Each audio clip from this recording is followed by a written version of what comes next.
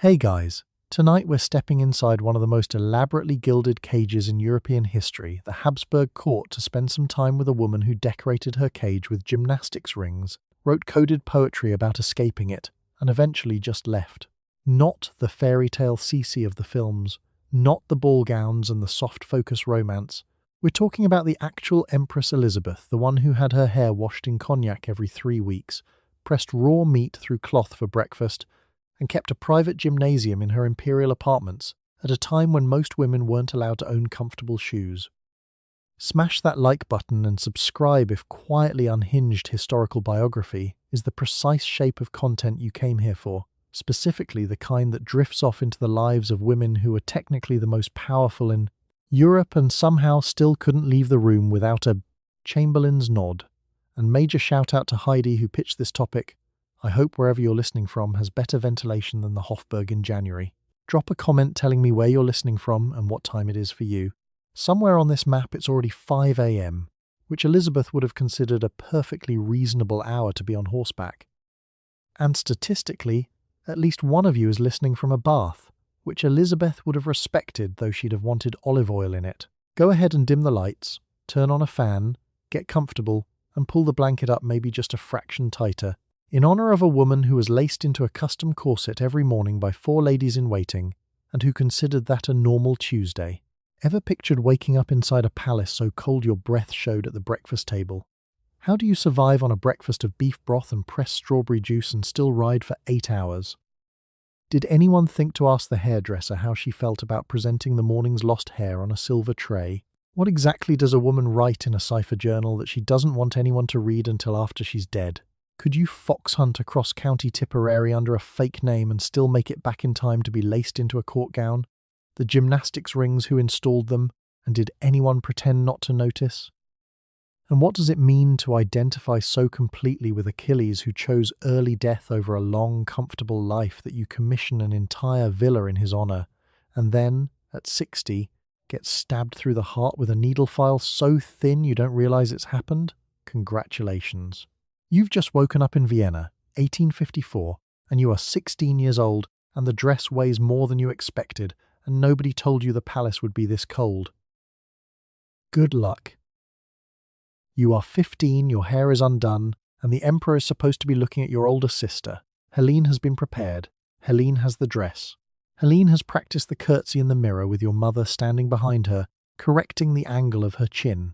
You are here because you are also a Wittelsbach daughter, and someone had to come along. You have been told to stay out of the way.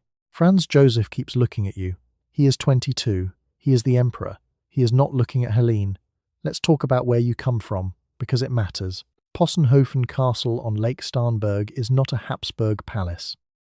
It's a house with horses and a lake and a father who writes poetry and walks around in rumpled clothes like a man who has genuinely forgotten he has a title.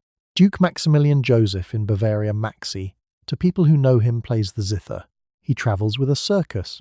He once took his children to watch street performers instead of attending a state dinner, which is the kind of parenting choice that produces a very interesting adult and a very confused Habsburg court.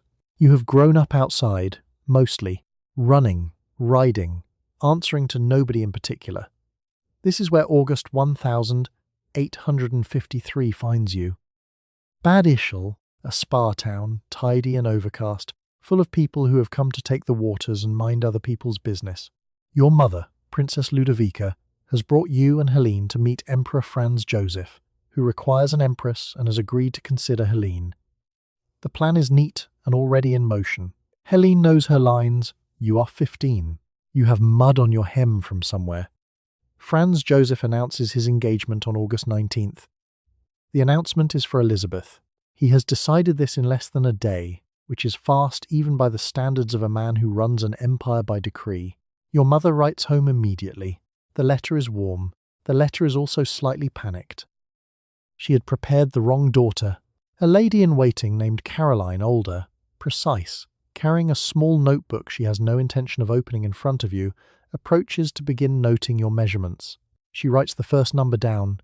She writes it very carefully. She does not say the number out loud. This is how things start here. Quietly, formally, with a notebook that already belongs to someone else. Nobody asks you directly. There is no question. There is an announcement, and after the announcement, Caroline writes another number in her notebook, and the dressmaker arrives the following week with a measuring tape that does not ask either.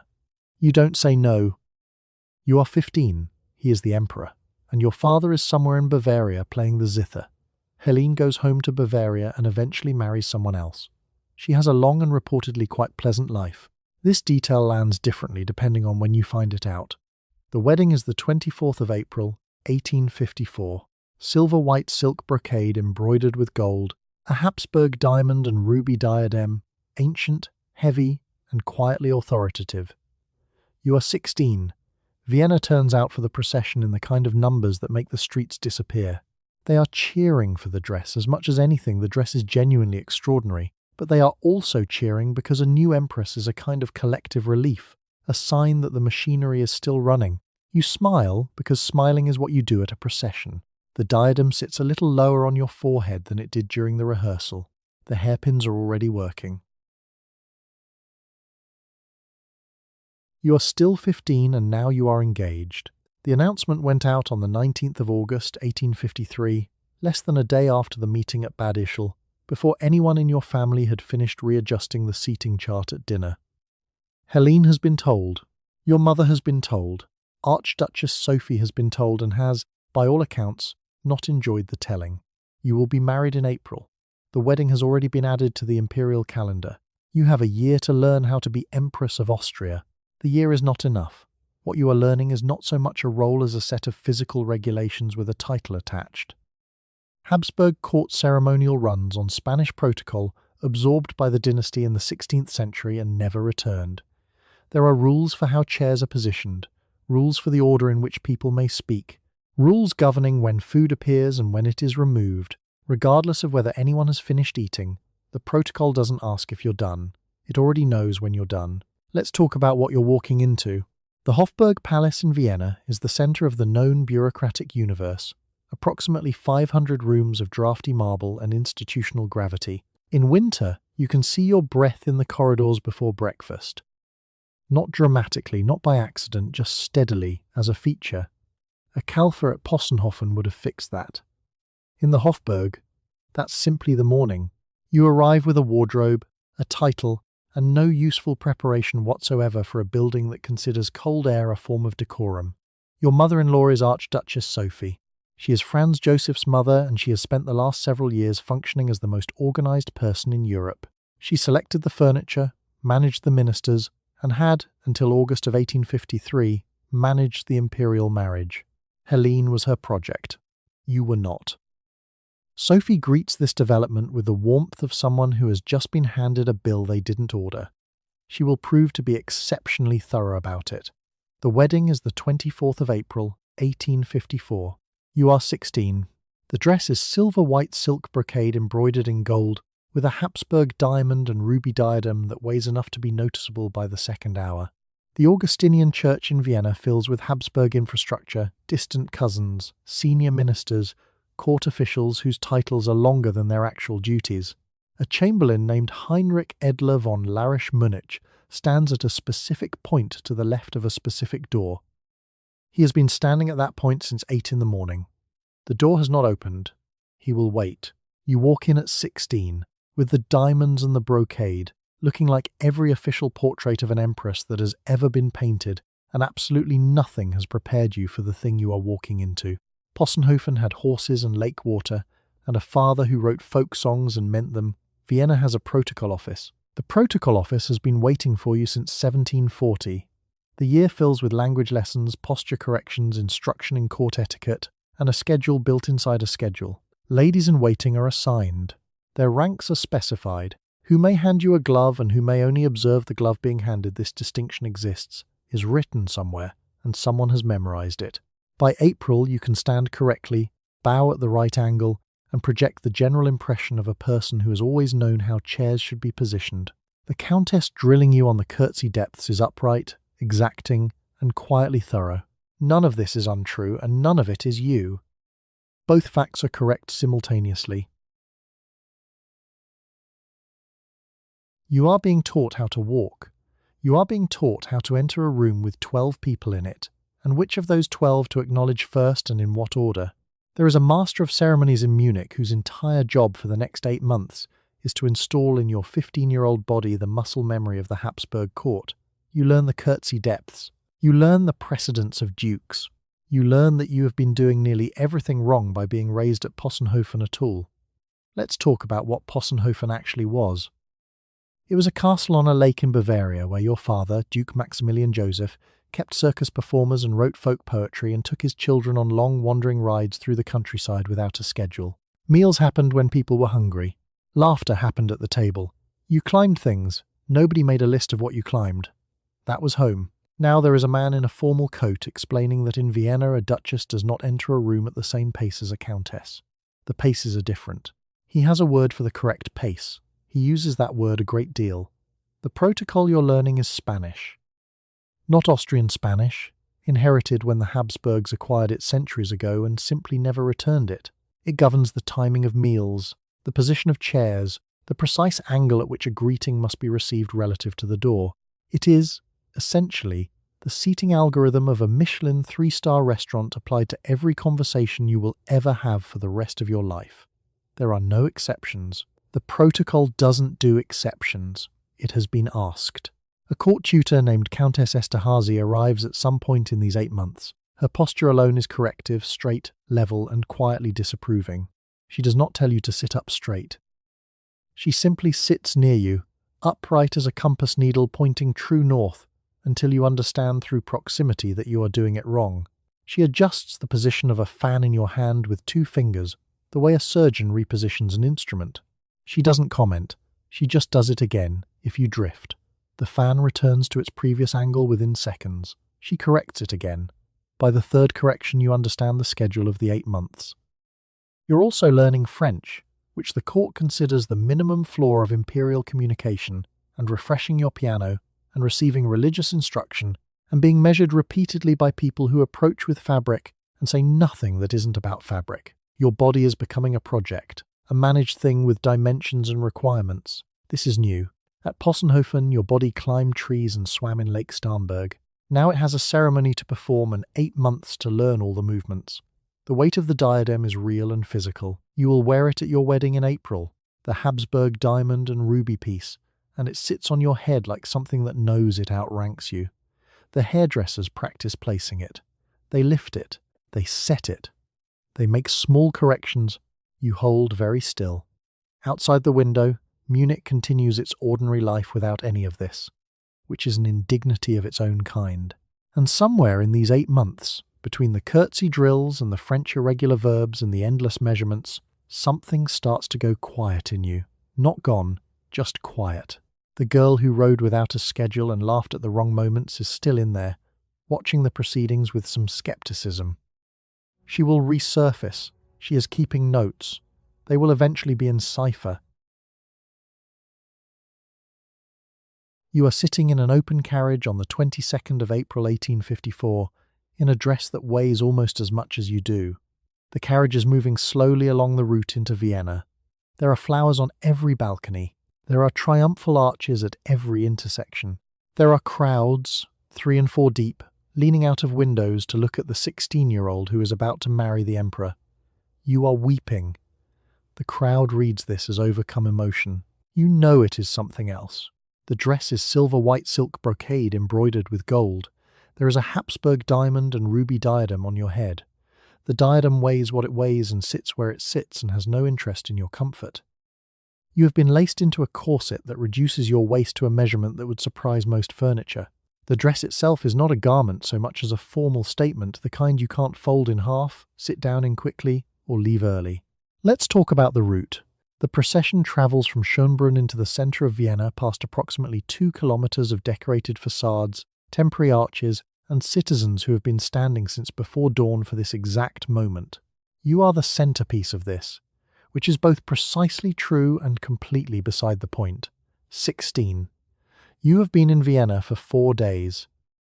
The city has the same relationship to Possenhofen that a state dinner has to someone eating bread at a kitchen table, which is to say, the same food category, different experience entirely.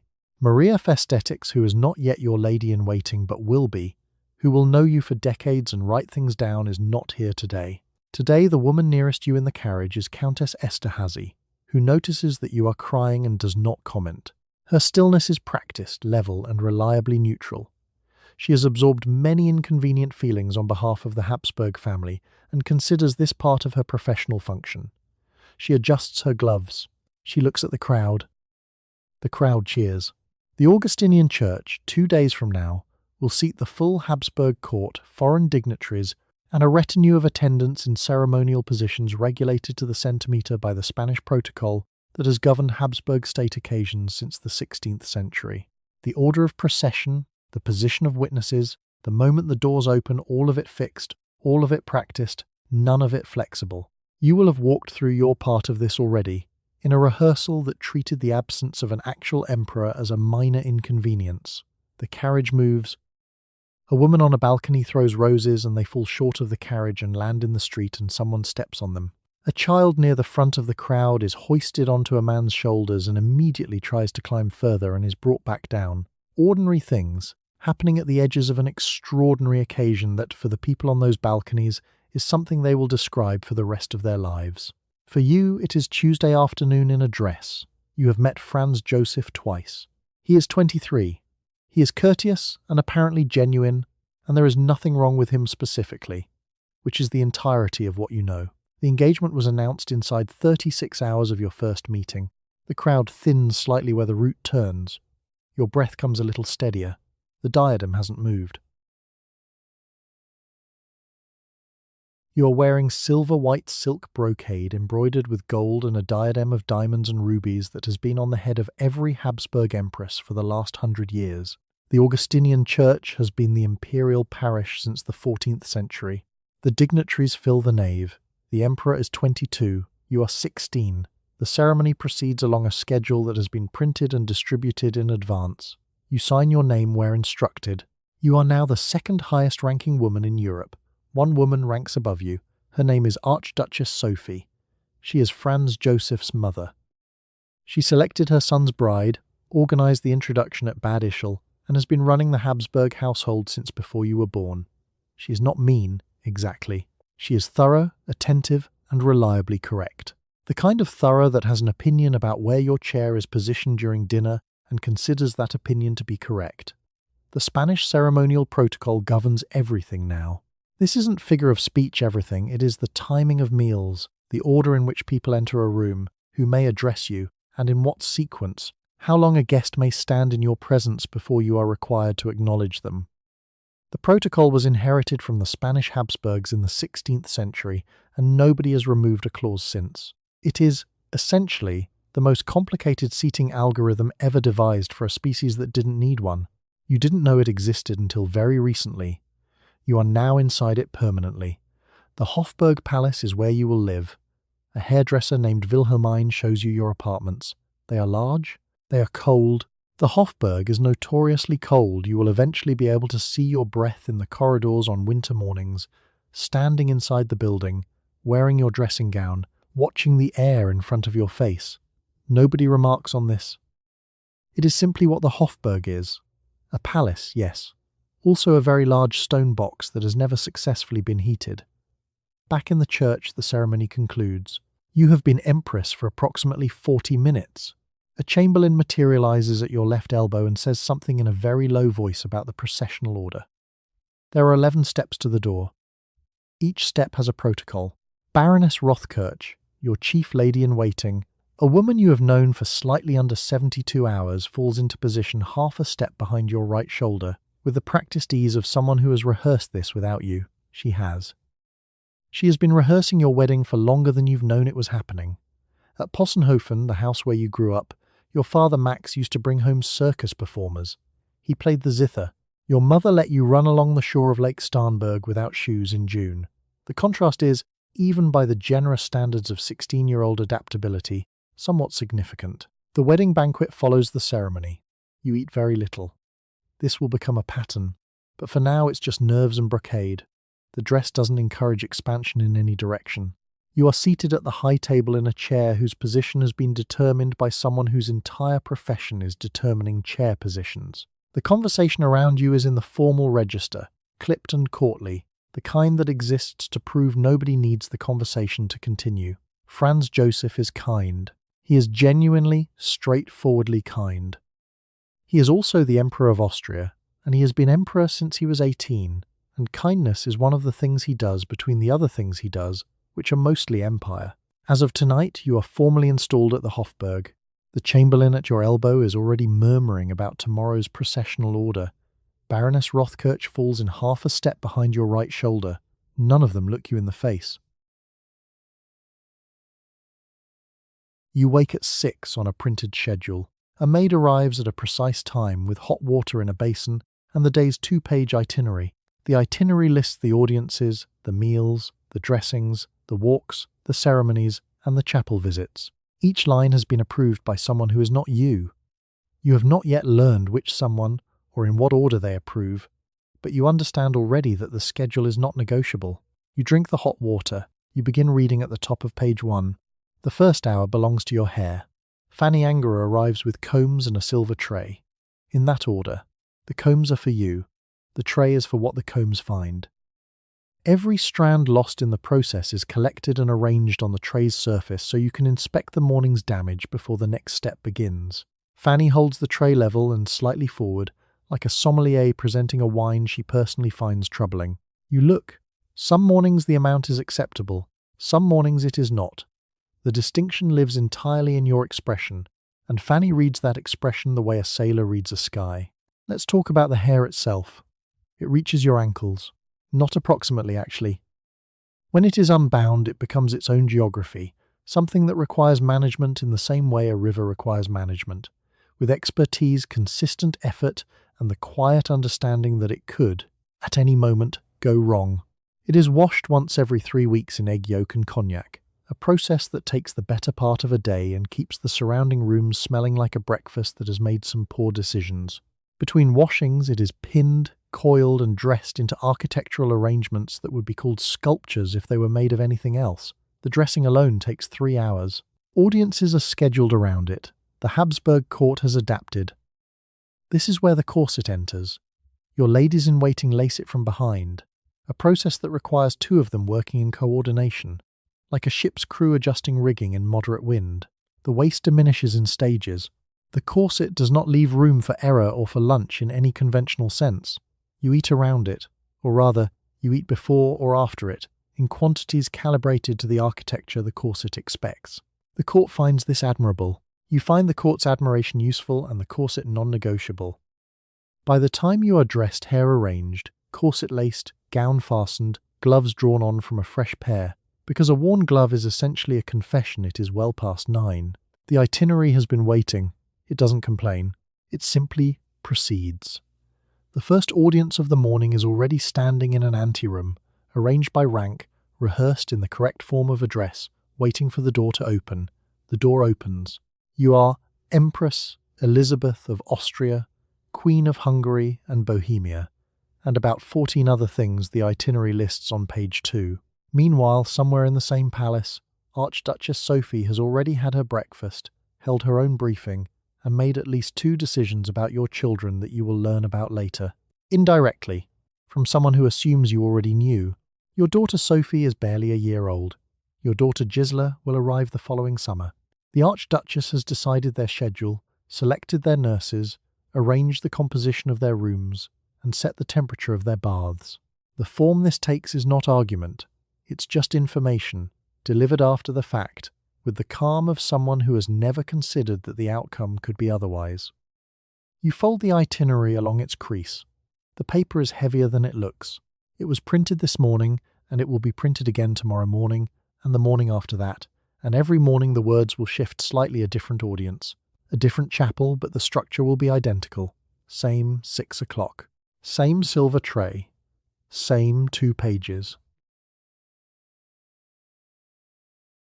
You learn within the first week that there are 17 kinds of chair. There is the chair you may sit in. There are the chairs your ladies may sit in. There is the chair the Archduchess sits in when she enters without being announced, which she does often. There is the chair the Emperor sits in when he visits, which is moved to its exact position by an attendant before he arrives. The position has been marked since 1738. There is procedure for which chair receives which dignitary in which room. The chairs are the easy part. Let's talk about the Spanish ceremonial protocol, which is what the Habsburg court has run on since roughly the 16th century and shows no sign of reconsidering. It governs meal timing, approach order, exit order, who may speak before whom, and yes, chair placement. You did not agree to any of it. You were 16. The protocol does not care. A court official named Count Gruner manages the schedule with the serenity of a man who has never once questioned whether the schedule should exist. He is upright, methodical, and reliably unhurried. He doesn't move through the Hofburg so much as patrol it. You watch him from doorways sometimes, consulting a small leather notebook, writing something down with a pencil he keeps behind his ear. He writes things in the notebook even when nothing has happened. The meals are served in a specific order, at a specific hour, and removed at a specific interval whether or not you've eaten. You have not always eaten. This is your business and the protocol's business simultaneously, which means it isn't really your business. The emperor eats quickly. The emperor has always eaten quickly. This is a documented military habit from the 1,848 campaigns and court etiquette. Requires that service stops when the emperor stops. You've finished perhaps a third of your plate when the footmen begin to remove things. They do this without expression. The expression would have been removed by protocol long before the plate. The cold doesn't help. The Hofburg in winter is a building that has decided not to be warm, and it has committed to this position through a combination of stone floors, enormous ceilings, and a heating infrastructure last meaningfully updated when the chairs were. Your breath is visible at the breakfast table. Not dramatically, there's no cloud, no theatre, just a small factual vapour that appears and disappears when you exhale, like the building quietly confirming you're still alive. What you can control, you control with some precision. You walk the corridors at a pace that suggests destination even when there is none. You choose which correspondence to read before it is summarised for you by an attendant. You wear the wrong dress to informal dinners, not scandalously wrong, just slightly wrong, the kind of wrong that's clearly intentional, which is itself a form of statement the protocol cannot technically prohibit because nobody thought to prohibit it. The protocol is very thorough. It is not quite thorough enough. You discover that no one in the room may speak to you until you have spoken to them, and you may not speak to them in any order you like. The order is fixed. Ambassadors first, by rank of court of origin, then the Hungarian nobles, then the Bohemian nobles, then the Austrian nobles, sorted by date of patent. By the time you reach the gentleman waiting at the back of the room, an hour has passed and he has been holding his hat against his chest the entire time. His name is Baron Reckberg something or other, and his patent dates to 1743, which is why he is standing near a curtain and not near the fire. He has been near the curtain for 11 years. He knows the curtain very well. He could describe the weave from memory. The speaking rule isn't only about who goes first. It covers what you may say, how long you may say it, and this is the part that catches people when you may stop. You don't end a conversation at court. You signal the end of a conversation, which requires a specific tilt of the head. The tilt is small, precise, and not quite teachable. A Bavarian girl raised at Possenhofen Castle in a household where her father dressed as a peasant and played the zither has not been trained to execute it correctly. You practice in your dressing room. The mirror doesn't look convinced. A chamberlain named Hübner stands near the door during audiences. He doesn't speak. He watches for the tilt. His job is to gently redirect anyone who has mistaken a conversational pause for a dismissal and started moving toward the exit prematurely. Several people start moving toward the exit prematurely. Hübner intercepts them with such smoothness that they often don't notice until they are already facing back into the room, nodding, at a conversation they had already said goodbye to. At a restaurant you would at least get to eat something. Here there is no food. There is only rank and the faint smell of beeswax candles and Baron Reckberg near his curtain, waiting for the tilt. Of course, the rules have exceptions. The exceptions also have rules. A foreign royal visiting informally may be greeted out of sequence, but only if the informal visit has been formally registered at least 48 hours prior, at which point it is no longer informal and the original sequence applies. You read this in a document. The document was 63 pages. Page 47 was entirely about hats. Baron Reckberg shifts his weight near the curtain. He has been there since the room opened. The curtain remains in its position. Both of them have understood the rule for years. You learn to perform the tilt. You get reasonably good at it. Hübner stops having to intercept people near the door, which he seems to take personally. You are 16 years old, and you have already mastered an art form that has no name and produces no object.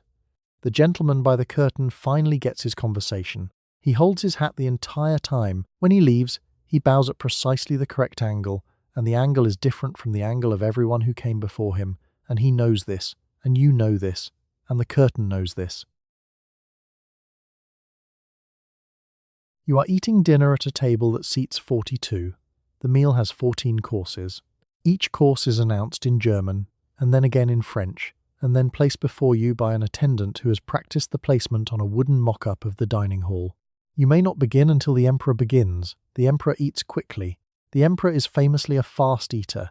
By the time you have taken 3 bites of the soup, your plate is removed. You are no longer eating soup. The Habsburg dining schedule is a military operation dressed in white gloves. Franz Joseph rises at 4 in the morning, completes his correspondence before sunrise, and arrives at the dinner table already finished with most of his day. He eats the way he signs documents efficiently, without theatrical pause. If you are sitting at the far end of a 14-course meal next to someone whose rank requires you to speak to them only after the 3rd course and not before, you will discover that the 3rd course is usually gone before the conversation is permitted to begin. You eat in windows. The windows are brief. This is not a meal. It is a scheduling problem with silverware. Of course, a lady of the court to your left, Countess Esterhazy, upright as a fence post, is already on her 4th bite of the fish by the time your plate arrives. She does not look at you. She doesn't need to. Her posture is the comment. The menu is printed in French on a card that costs more to produce than your hairdresser earns in a week. The food is elaborate, glazed, and architectural, the kind of thing that requires a French noun to name. The presentations are extraordinary. You look at them for approximately 45 seconds before they are removed. By the 6th course, you have developed a personal relationship with the footman who takes your plates, a man named Benedict, who collects your untouched portions with the careful neutrality of someone who has been told, specifically, not to notice. 14 courses.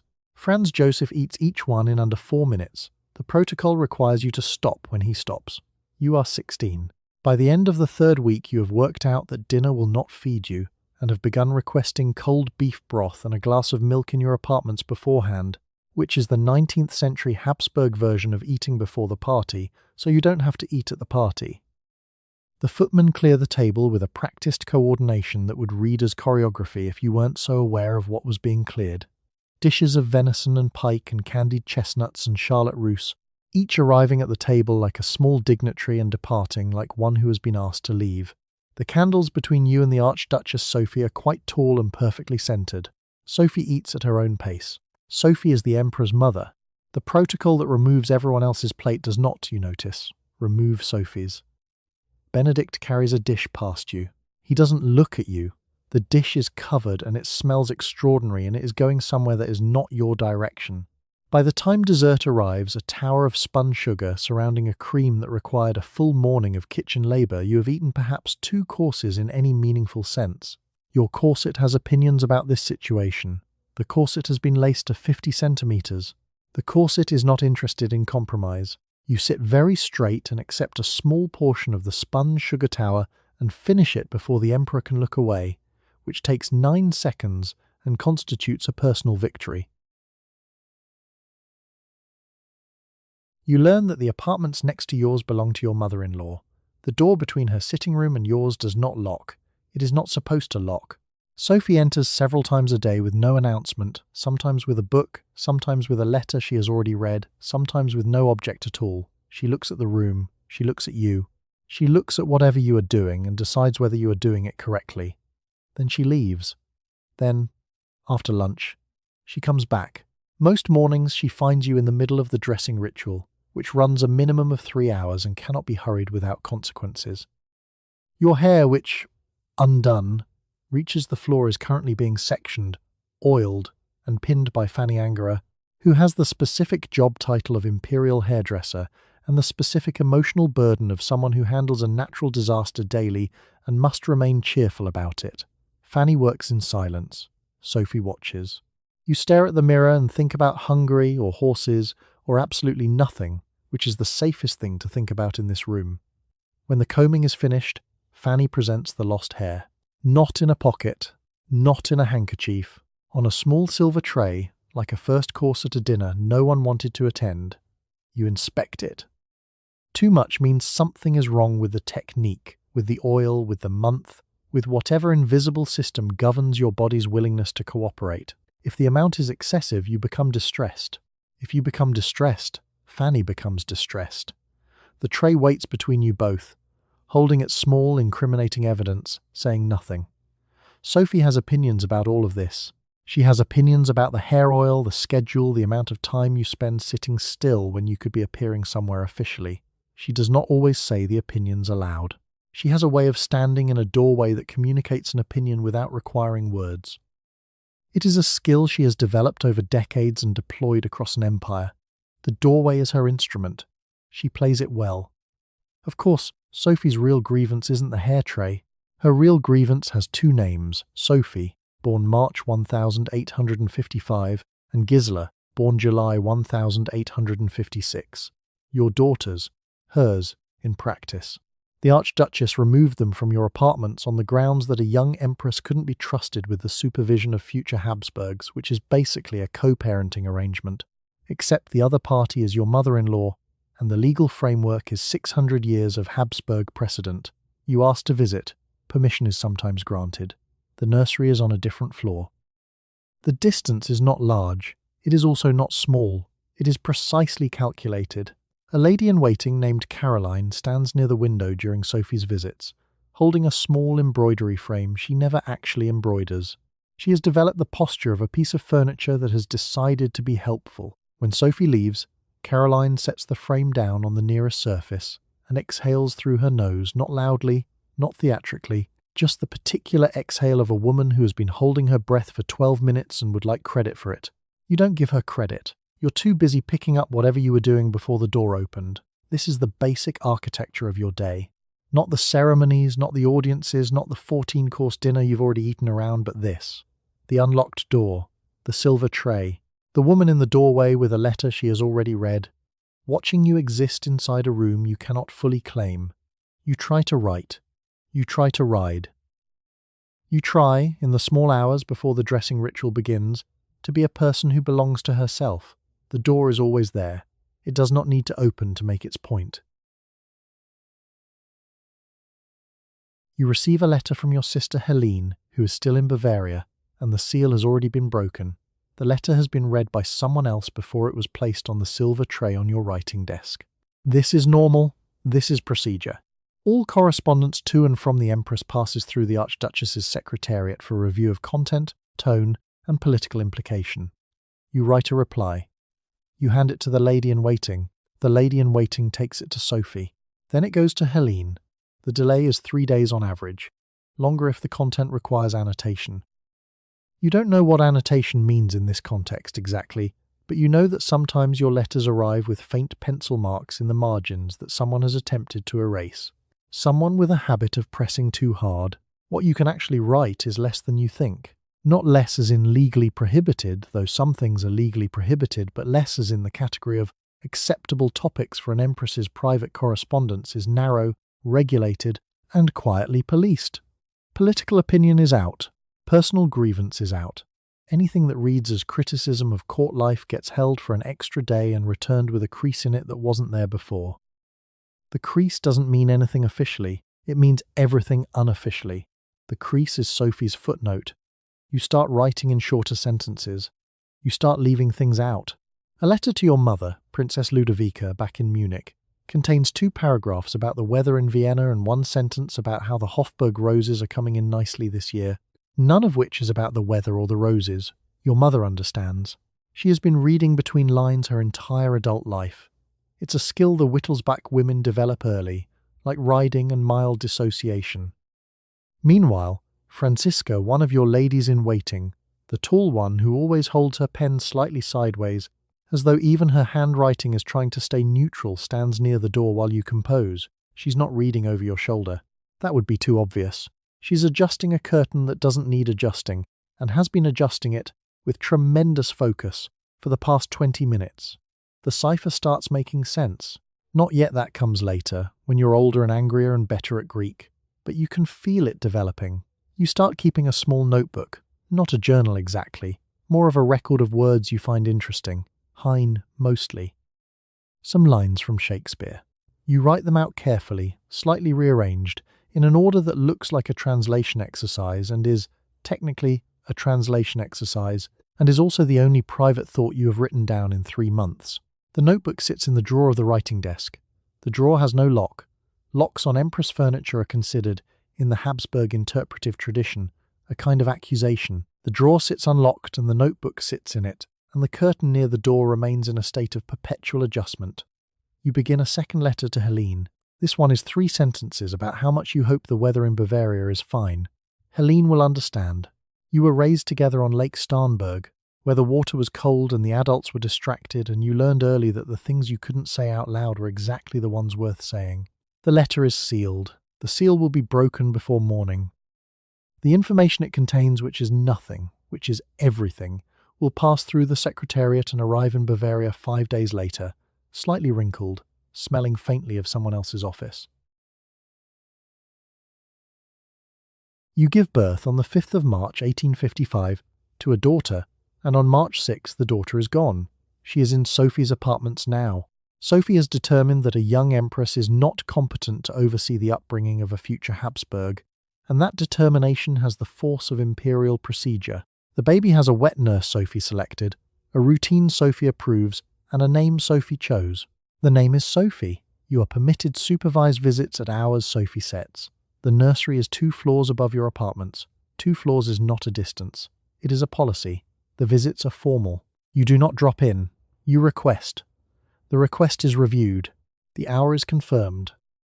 An attendant walks you there, which is courteous, and also ensures you don't arrive between the confirmed hour and the one before it. When you enter the nursery, a Kalfa named Margarethe adjusts the receiving blanket with the focused energy of someone diffusing something, and then steps 1 pace to the left and watches you hold your own child. The watching is not hostile. It is attentive. It's the same distinction a bailiff would make. The second daughter, Gisela, arrives the 12th of July, 1856, and is upstairs before the month is out. Sophie does not explain the decision the second time. The first time was the precedent. The precedent is now procedure. You have a procedure for where your children go after you produce them, and the procedure is not something you designed. The supervision isn't just the nursery visits. Sophie reviews your letters, as you've already learned. She also sets the schedule for when Franz Joseph sees you, not officially, not by written order, but in the way the Hofburg Palace runs, which is implicit, gravitational, and quietly architectural. If Sophie is already in the salon at the hour Franz Joseph would otherwise visit your apartments, then Franz Joseph is in the salon. The chair is placed. The visit does not happen. No one says anything. The architecture handles it. You are 16 when you marry. 17 when Sophie takes the first baby. 18 when she takes the second. You are also, technically, the Empress of Austria, Apostolic Queen of Hungary, Queen of Bohemia, Croatia, and a list of other territories that takes real commitment to memorize. The titles are long and the jurisdiction is vast, and the nursery is 2 floors up and you need an appointment. The thing about Sophie is that she is not wrong by her own coordinates. She raised Franz Joseph from birth to emperor, and the result is a man who rises at 4, signs his correspondence in order, and answers a wife's grief by pulling a chair to the desk and sitting at it. This worked. The desk is very good at being emperor. Sophie trusts the method. You do not think the method applies to you. Sophie considers this a symptom of your age. Meanwhile, Franziska, the hairdresser who will later present your fallen hair on a silver tray, is already installed in your dressing room by Sophie's arrangement, which means even the woman who manages the back of your head is part of the staffing plan you didn't make. The Hofburg runs on appointments, approvals, and the quiet assumption that everything you require has already been determined for you by someone more experienced. Nothing in this household begins with a request from you. Everything in this household ends with a signature from someone else. You go upstairs. Margarethe adjusts the blanket. You hold Sophie, the baby Sophie, for the allotted interval. Then the interval ends. Then you go back downstairs. You request to see your daughter, and the request goes through a sequence of approvals that ends eventually with your mother-in-law. The visit, when granted, lasts 45 minutes. There are 2 attendants in the room. The attendants do not leave. They stand at the doorway and write occasional notes. You hold the baby on your knee. You are not permitted to feed her. You are not permitted to dress her. You are not permitted to take her downstairs to your own rooms. At 45 minutes, the nurse comes. The nurse doesn't knock. She doesn't ask. She simply arrives at the threshold with the practiced efficiency of someone who has done this many times before and expects no argument, because there has never been one. You hand the baby back. The baby goes. The door closes. You walk back down 2 flights of stairs to your own apartments, which are quieter than a room with a baby in it, and colder, and yours in the way that a waiting room is yours when you are the only one waiting. You don't complain to Franz Joseph, not directly, because Franz Joseph agrees with his mother about most things and disagrees with her about none of them, which is a special kind of marital dynamic that doesn't have a name, but absolutely should. You don't write a formal objection, because the court doesn't receive formal objections from empresses, it receives formal requests, which are different, in that one implies authority and one implies hope. You write letters to your own mother in Bavaria. You describe the nursery. You describe the 45 minutes. You describe the attendants at the door. Your mother writes back with sympathy and no particular plan, because she is in Bavaria, and that is very far from the Hofburg, and the Hofburg has its own gravity. A lady-in-waiting named Countess Esterhazy, who did not come with you from Possenhofen, who was assigned to you, which is a distinction the court does not acknowledge, as meaningful, sits near the window with embroidery she is not actually doing. Her posture is upright, watchful, and quietly thorough. She is recording the visit, not maliciously, officially. She sets the embroidery aside and makes a small note with a pencil so short it has clearly been used for noting things for a very long time. She doesn't look up. Your daughter Sophie is a healthy baby by all contemporary accounts, which is the most that anyone can say about a baby in the 1850s without tempting something. She is 2 floors up. She has a full staff. She has a schedule. She has a grandmother who visits without filing a request and stays as long as she likes, which is often long. The schedule is posted outside the nursery door. Your name does not appear on the schedule. You appear on a separate list, which is kept inside the nursery, which you've never seen. But you know it exists because the nurse always knows when you're coming and always knows when 45 minutes are up, and the nurse does not own a watch you've ever noticed. No document says you can't walk upstairs at noon and knock on the nursery door unannounced. There's no written rule. There doesn't need to be. One afternoon you try it. The attendant in the corridor outside the nursery rises from her chair and walks toward you before you reach the door, smiling courteously, and somehow you end up turned around and walking back down the stairs without ever quite saying why. You are 16, then 17, then 18, and you know more each year about exactly where the walls are, because you have found them in the dark, one, by walking into them. Sometime in 1856, when Gisela is born, and the same process begins again, the same sequence of approvals, the same 45 minutes, the same attendants at the door, you start spending more time in the riding hall. Not symbolically, just physically. The horses don't take notes. You take both of your daughters with you on the diplomatic visit to Hungary in 1857. The older one, also named Sophie, becomes ill on the journey and dies in Budapest at the age of 2. You are 19. You return to Vienna with a small coffin and the knowledge that the Archduchess had advised against the trip. The grief is yours. The blame is also yours. The funeral arrangements are not yours. The funeral is arranged by Sophie. The procession route is decided by Sophie. You walk where you are told. The child had a fever. Children get fevers. In 1857, a fever in a 2-year-old is not a scheduling problem, it is a coin flip, and the coin flips badly. You'd been warned the timing was impractical. You went anyway. This is the detail that will follow you down every corridor of the Hofburg for the rest of your life, which is saying something, because the corridors are very long and very cold. Grief inside this court looks like procedure. The mourning period has a regulated length. The black dress has a regulated cut, formal, severe, and unembellished. The chapel visits happen at regulated times. A lady-in-waiting stands 2 steps behind you at the grave, not for comfort, for form.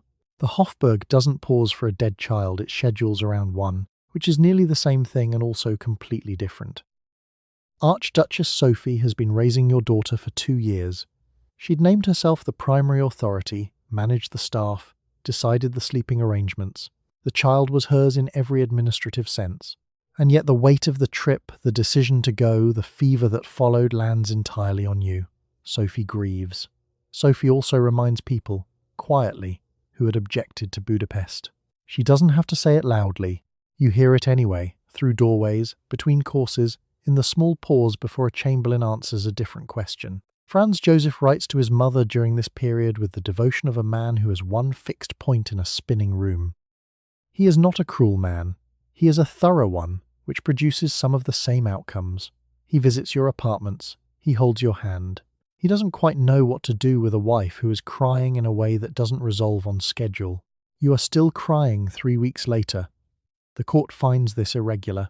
Meanwhile, Gisela, the younger daughter, 14 months old, still alive, still upstairs in Sophie's nursery, remains exactly where she has been. Your access doesn't change. 45 minutes, the attendants present, nobody handing you the child without supervision. The loss of one daughter does not renegotiate the terms governing the other. The terms are the terms. You are 19. You have buried a daughter in a city that wasn't home. You have walked a procession route someone else designed, and you have returned to a palace where the furniture placement is regulated, and your grief has a dress code. A lady-in-waiting named Caroline tidies the small travel items still unpacked from Budapest, a folded blanket, a wooden toy shaped like a horse, placing them on a shelf with the practiced efficiency of someone who has been told not to mention them. She doesn't mention them. The shelf holds them anyway. You start riding more. Not recreationally. Urgently. The horses don't ask whose fault Budapest was. The horses don't ask anything at all. You decide, sometime in your early 20s, that the one thing in this palace that no one else may touch is the size of your own body. The Spanish ceremonial does not legislate weight. The Archduchess does not weigh you. The Emperor does not. You begin to eat less, then less again. You install a scale in your dressing room and you step on it twice a day. The number must be a specific number. If it is 1 kilo higher than the number, you do not eat that day. The number you are working toward is 50 kilograms. Your height is 172 centimeters. The math is aggressive. You arrive at 50 kilograms and you stay there, for decades, with the focused dedication of someone who has decided this particular project cannot be interrupted. Your waist measures 50 centimeters. That is roughly the diameter of a dinner plate. Your custom corsets, built in Vienna to specifications that grow more exacting every year, require a team of ladies in waiting to lace. The lacing takes time. The time is borrowed from the 3 hours that dressing already costs you. The corset does not care about the schedule. The diet itself is brief, exacting, and reliably insufficient. On a good day, you eat cold soup, a soft-boiled egg, and beef broth. On a difficult day, you eat the juice of raw meat pressed through a cloth, the meat squeezed like fruit until it gives up what little liquid it contains, the solid part discarded. On a strict day, you drink express strawberry juice and something warm and call it sufficient. This is not a wellness protocol. This is a negotiation with a body you have decided to govern absolutely, because governance of everything else has been allocated elsewhere. The strawberries, at least, are seasonal. A lady-in-waiting named Countess Festetics writes in her private diary that she has watched you survive for 4 days on almost nothing, and then ride a horse for 6 hours without visible distress. She writes it the way a person writes down something they aren't sure they actually witnessed. She does not comment further. Neither do you. The gymnasium equipment arrives at some point in the 1860s rings, a horizontal bar, a climbing apparatus, and is installed in your private apartments in the Hofburg. A palace functionary signs off on the paperwork. The paperwork does not have a category for this. He invents one. The equipment takes up a room that had previously contained furniture that served no function except to indicate status. The rings serve a function. You use them daily, sometimes before breakfast, sometimes instead of it. By the standards of Hofburg Palace life, this is eccentric. By the standards of any life, this is simply what you do at 5 in the morning when the alternative is lying still in a cold room thinking about what the Archduchess decided yesterday. The rings hang. You use them. The furniture that used to stand here has been carted to storage in the basement. where nobody asks it anything. The waist is documented. Court dressmakers record it. Visitors remark on it with the particular tone people use when they mean both admiration and alarm simultaneously. Franz Joseph reportedly finds it beautiful. The Archduchess finds it impractical. The corset maker on Kantnerstrasse signs nothing and discusses nothing. The scale, meanwhile, is not decorative. You step on it in the morning and again in the evening. Fanny Angerer, your hairdresser, has by now been absorbed into this household's particular gravity. She arrives each morning with her combs and her patience, and she already knows, before you weigh yourself, roughly what kind of morning it will be. If the number is correct, the 3 hours proceed in something approaching silence. If it is not, the 3 hours proceed in something approaching silence, but with a different quality to it. Fanny can tell the difference. She has been telling the difference for years. You stand in your dressing room in a chemise while 4 women lace you into a corset cut for a 50-centimetre waist. The corset is custom made in Vienna by a single workshop that has been told nothing about anyone else's measurements. The lacing takes time. The lacing requires 3 pulls per panel, working from bottom to top, with the laces wetted to shrink as they dry. You hold the edge of the dressing table. The waist diminishes in increments. The ladies do not speak during the lacing. They have learned this. The full dressing ritual takes 3 hours minimum. That's not 3 hours of leisurely preparation, that's 3 hours of sequential procedures executed in a fixed order, during which your body is handled like a diplomatic document that must reach its destination without a crease. Meetings happen inside this window. Officials have been scheduled into the hair segment. The hair segment alone runs over an hour. The hair reaches your ankles when loose, which is not something you can describe to people and have them understand on the first try. It is dark chestnut, extraordinarily heavy, and washed once every 3 weeks in a preparation of egg yolk and cognac. The cognac is not symbolic. The egg yolk is not decorative. Together they constitute the only formula Fanny Angerer, your hairdresser, quiet, focused, and reliably patient, is permitted to use, and she has used no other for years. She treats the hair with the careful neutrality of a conservator restoring a ceiling fresco, which is more or less what it is. Fanny also has the silver tray. Every morning, after combing, any hair that has separated from your head is collected and presented to you on this tray for inspection. Not mentioned, not quietly disposed of, presented, on silver. Fanny holds it level, at a consistent height, with the expression of a woman who has come to terms with her professional life. You examine the amount. If the amount is excessive, the day shifts. Not dramatically, just the day shifts. Fanny knows the difference between an acceptable tray and a bad tray. She has excellent tray instincts at this point. The corset, meanwhile, has opinions. It's cut to the dimension your body has been held at for years through a diet that would make a modern sports nutritionist sit down quietly and reconsider their career. But the corset still requires effort.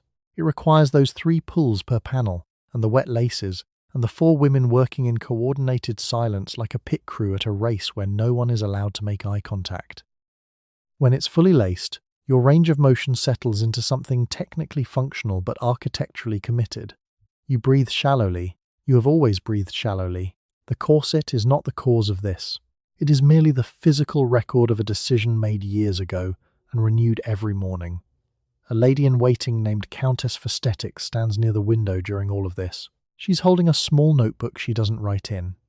Her job at this stage of the ritual is mostly to exist at a useful distance near enough to respond, far enough not to hover. She has developed a posture for it, a kind of alert stillness, like a heron who has been asked to look casual. She shifts the notebook from one hand to the other when the lacing reaches the upper panels, and nobody acknowledges this, and she does it anyway. By the time you're dressed gown on, hair arranged, diadem placed, the 3 hours are simply gone. There's no dramatic conclusion to the ritual. One moment you're in a chemise holding a table edge, and then you're an empress, and the door opens, and the corridor outside is very cold, and somewhere in there your breath is already visible, and the morning is already half over, and someone is waiting to discuss Bohemia. You sit down to breakfast, and what arrives is a small glass of pinkish liquid on a saucer. The liquid is the juice of raw beef, expressed by pressing the meat through a cloth in a special device the kitchen ordered from Paris. There is also a glass of cold milk and, on occasions when the dietary rotation permits, an egg. There is no bread. There is no butter. There is no coffee. The kitchen has been instructed not to send any of those things to your apartments. The kitchen complies. The device is not a juicer.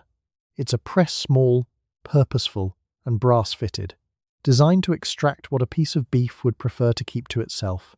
You don't eat the beef. You drink what the beef used to be. The distinction matters to you. Solids are the problem. Solids take up space, require digestion, add weight, and weight is the thing you are currently at war with in the most sustained and systematic way available to someone who controls an entire imperial kitchen. Your waist is 50 centimeters. That measurement is not approximate. Fanny knows it, your ladies know it. The corset maker in Vienna knows it, and so does the one in Paris, and so does the one in Budapest, because you have corsets in all three cities like some people have umbrellas left in different coats. The corset doesn't breathe. You don't exactly breathe either. Not fully, not with the lacing at its final tension. But you fit into the riding habit, and fitting into the riding habit is the whole point. On better days, better being a flexible category in this dietary regime. There are strawberries, not on a plate. Their juice, expressed and strained and poured. The strawberries themselves left behind like a crime scene. Sometimes there's beef broth, cold, which is beef juice's more socially acceptable cousin and requires no special apparatus to produce. Sometimes there's nothing at all, just the milk and a kind of institutional silence from the kitchen that has learned not to offer suggestions. A footman named Benedict, square-shouldered, professionally expressionless, sets the glass down with the specific gentleness of someone who suspects the tray weighs more than its contents. He doesn't linger. Nobody lingers at your breakfast. Lingering invites comment, and comment invites a conversation about what's on the saucer, and that conversation doesn't have a good ending for anyone in the room. Dr. Fischer, who sees you in bad ishal, has written down his opinions in a file that grows noticeably thicker each visit without noticeably changing anything. He arrives. He takes your pulse. He notes the meal log. He sets his pen down with the practiced patience of a man who has been outranked by a glass of milk for 10 consecutive years. Franz Joseph delivered his own opinion once, in your dressing room, in the year after Budapest. He hasn't repeated it. He folds his hands when he visits. He looks at the saucer. He doesn't say anything about the saucer. Of course, you're not starving in the ordinary sense. You're managing. The distinction to you is meaningful. The beef juice has protein. The milk has fat. The egg, when it appears, covers several categories at once with a kind of nutritional efficiency you find satisfying. You have done the arithmetic. The arithmetic permits approximately this and not much more, and you have been doing it long enough that the hunger has a texture you recognize, not pain exactly, more like a low, constant pressure that confirms the measurements are holding. The waist is still 50 centimeters. The glass is almost empty. Benedict will return for the tray in 4 minutes, which is exactly how long it takes to finish the milk if you don't rush it. You don't rush it. Breakfast, such as it is, deserves at least that. You wash your hair once every 3 weeks because the operation is too large to perform more often. Your hair, undone, reaches the floor. The washing requires a basin large enough to immerse it, a quantity of egg yolks beaten into a paste, and a measure of cognac stirred in to break the oils. The hair takes 7 hours to dry over the course of the day. During those 7 hours, you are unavailable for audiences, meals, or correspondence. The hair washing day is marked in the imperial calendar in advance. Fanny Angera, your hairdresser, knows the weight of this. She arrives with the egg paste already prepared in a wide ceramic bowl, the cognac measured in a small brown bottle that does not announce itself as cognac. She works from the roots, section by section, the smell settling into every curtain in the room, slightly sweet, slightly wrong, like a bakery that has made one questionable decision. Fanny does not comment on the smell. She has been doing this for years. Whatever she thinks about it stays in a place the job cannot reach. The drying is the long part. You sit in a chair positioned near the window if there is sun, farther back if there isn't, and the hair fans out behind you like something that has ambitions of its own. A fire is kept going, ladies in waiting cycle through, someone brings broth, someone else asks a question and is gently redirected toward a later hour, a different room, a problem that can wait 7 hours. Most problems, it turns out, can wait 7 hours. The tray comes every morning, not just on washing days. Fanny combs the hair out in full. This takes the better part of an hour, even on the dry days, working through the length in careful passes, the kind of work that develops its own silence. When she's done, she collects whatever came loose during the combing, carries it across the room on a small silver tray, and presents it for your inspection. You look at it. You assess the quantity. If the amount seems excessive, you become distressed. Fanny knows this. The tray knows this. The tray arrives every morning anyway. Fanny's expression is composed, professional, and reliably unreadable. The silver tray is doing work no silver tray has been asked to do before. The length itself is the project. Your hair, at full growth, reaches your ankles, occasionally brushes the floor when you stand. In Vienna, in the 1860s, this is considered extraordinary. In the Hofburg, it is considered yours specifically, a known fact about you the way the height of the ceilings is a known fact about the building. Ladies in waiting who have been in the household long enough no longer mention it.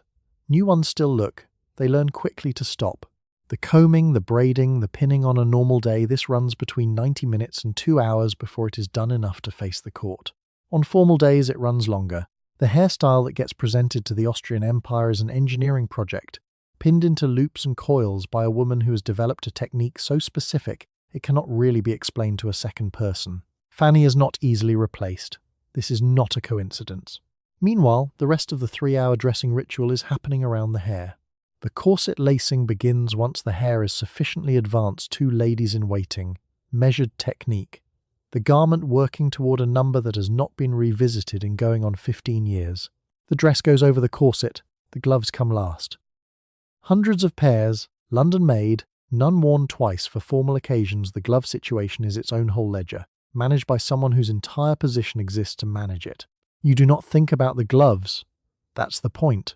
By the time you are ready to receive anyone, Fanny has been in the room for 3 hours. She collects her bowl and her bottle and her silver tray and leaves. The hair will hold until tomorrow. Tomorrow she comes back. You sit at the dressing table while Fanny Angera combs your hair. Fanny has been your hairdresser for years, and she is the only person in the palace permitted to touch your head with a comb. When she finishes, she carries the comb to a small silver tray on the corner of the table and removes every strand the comb has pulled. The tray comes to you, you count, you inspect. If the amount is more than the amount you have decided is acceptable for that day, Fanny will know immediately. Fanny knows what the look means. It isn't anger exactly. It's something quieter, a stillness in the face, a pause before speaking, that lasts just long enough to qualify as an event. She doesn't argue. She doesn't explain that hair falls out because hair falls out, that combing by definition involves some loss, that this is not a failure of technique but simply physics. She sets the tray down. She waits. The room waits with her. The hair is the point. It reaches your ankles when unbound. Ankle-length hair, on a woman who is approximately 5 feet 8, means hair that falls to the floor when you sit.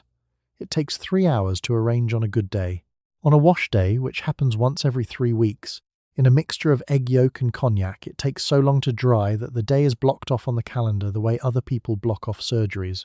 The hair is not a vanity exactly. It is a project, methodical, ongoing, and faintly architectural, the kind of thing that requires a dedicated contractor. Fanny is that contractor. She has held this position for years, which means she has developed the particular professional resilience of someone whose performance review happens on a silver tray every single morning. The amount of hair deemed acceptable varies by day. There is no written standard. The standard lives in your expression. Fanny reads the expression the way a meteorologist reads a pressure system quickly, professionally, with an awareness that conditions can change. Countess Festetics once recorded in her diary that watching this ritual made her feel she was present at something between a medical examination and a trial. She was not wrong. The silver tray is simultaneously evidence, verdict, and sentence. It's the most elegant quality control process in Europe, and it is conducted entirely on hair. Of course, the hair doesn't cooperate in the way hair is supposed to cooperate with a system this exacting. Hair has no concept of daily quotas. It simply does what it does, grows, sheds, makes its own schedule, behaves with the institutional indifference of a very old cat. The cognac and egg yolk wash keeps it strong, keeps it gleaming, keeps it the colour of dark honey in lamplight. What it does not keep it is entirely obedient. Some mornings the tray holds more, some mornings less. The tray does not apologize for the variance, and yet the ritual continues. Every morning, without modification, Fanny arrives, Fanny combs, Fanny presents, you inspect.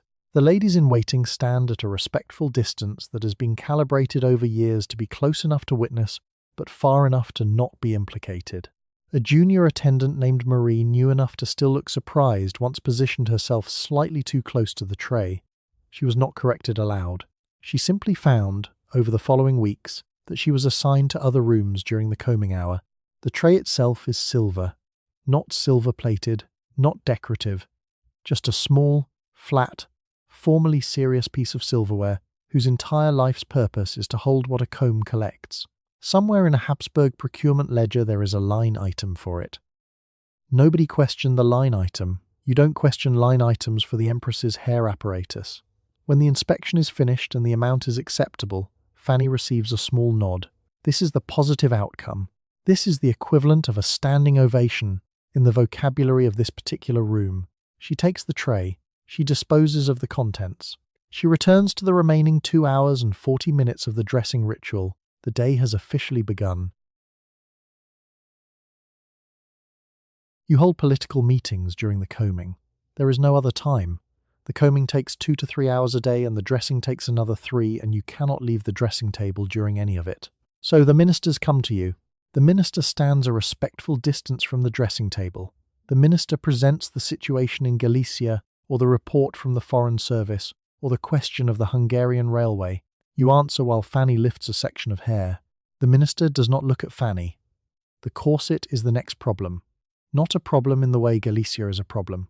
A different kind of problem architectural. It is custom-made, boned, and requires a minimum of 2 ladies in waiting working in coordinated silence to lace correctly. They pull in stages. There is a technique. The technique has been practiced until it is nearly indistinguishable from a craft. The minister is still in the room for part of this. He has learned to direct his gaze at the middle distance, which is a wall. The Hungarian railway question gets answered in here. Small amendments to correspondence get approved. Ida Ferenczi, who taught you Hungarian and stayed on as your closest reader, sometimes passes you a folded note during the combing that contains information no one else in the room has been told. Ida's handwriting is small, neat, and quietly precise. You read it. Fanny does not pause. The note is folded back. The meeting continues. This is, functionally, a second foreign service. It operates out of a dressing room and smells like cognac and egg yolk. And yet the Spanish ceremonial protocol, which governs every other hour of the day, has nothing to say about the dressing room. It specifies who may sit in the presence of the Empress, in what order, on what kind of chair. It specifies the timing of meals to the quarter hour.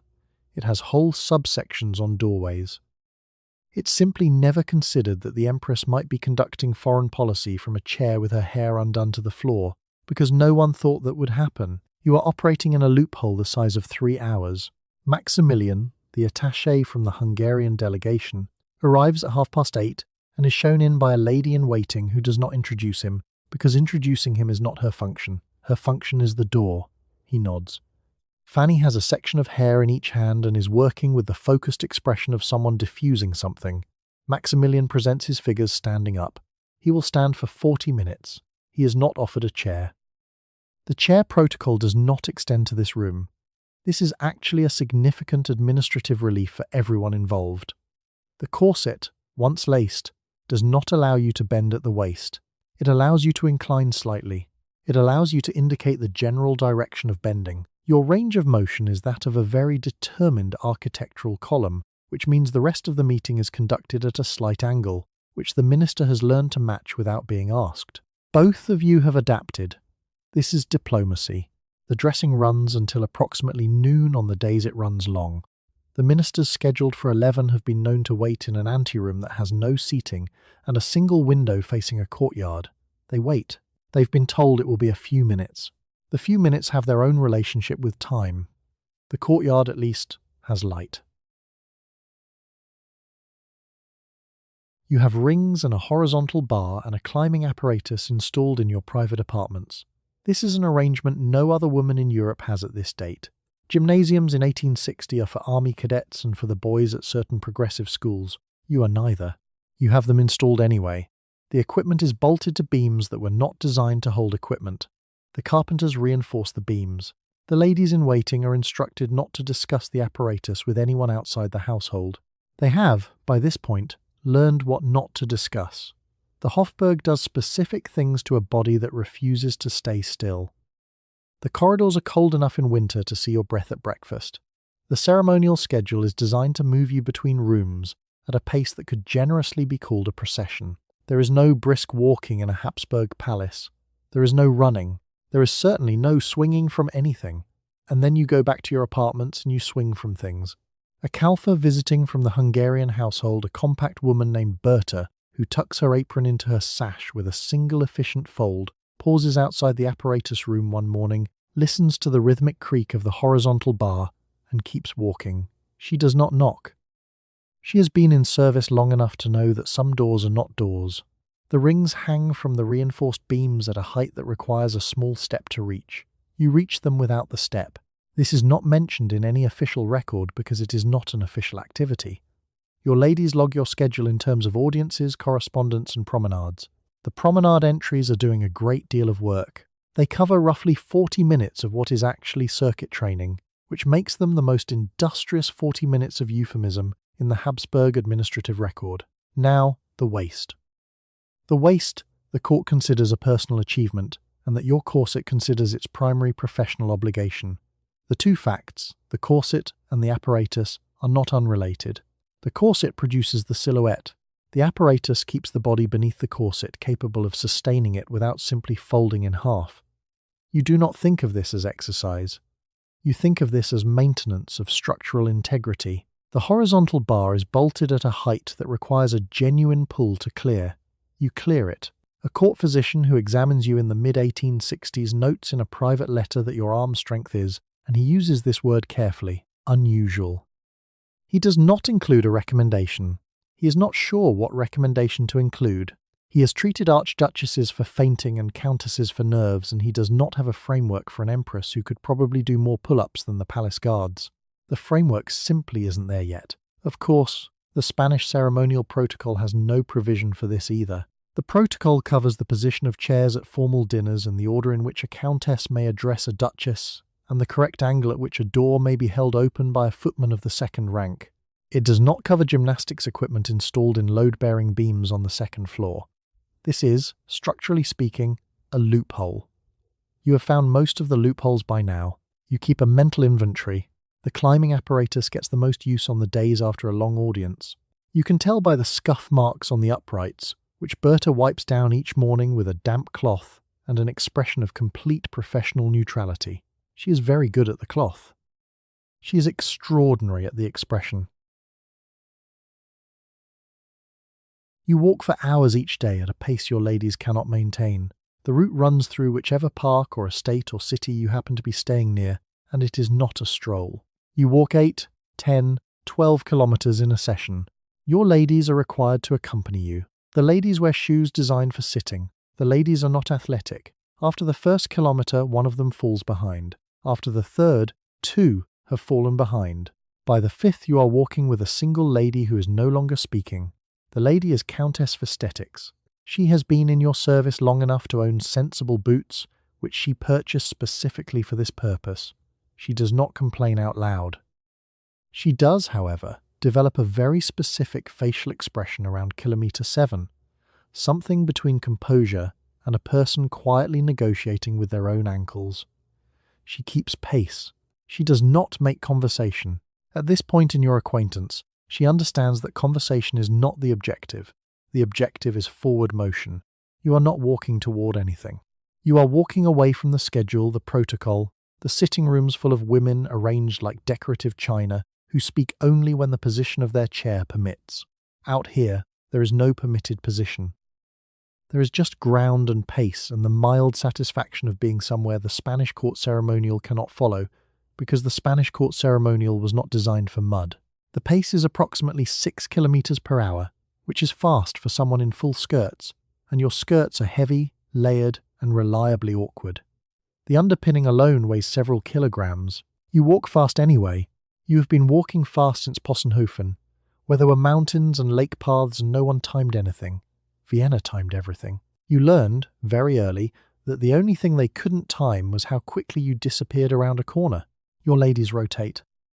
Not officially they all accompany you, but in practice the rotation is biological. One develops a blister, one has a hat situation, the wind is actively worsening. One simply stops, very politely, and stands at a dignified angle until you loop back, which you sometimes do and sometimes don't. The ones who fall behind are never reprimanded. You are not interested in reprimanding. You are interested in being further away from them. By the time you're in Ireland, fox hunting in County Tipperary under the name Countess Hohenems, the lady's problem mostly solves itself. You're on horseback. The only requirement is that someone follow you across a field at a canter, and the field has its own opinions about who can keep up. The field wins every time. You are not particularly sorry about this. Back in Vienna, the walks are logged. Morning promenade, the schedule says, which makes it sound like something that happens in a garden with parasols. It is not that. It is 11 kilometers through the Prater in weather that has no business being walked in, at a pace that has defeated 3 countesses and a baroness this month alone. The baroness has recovered. She is resting with her feet elevated.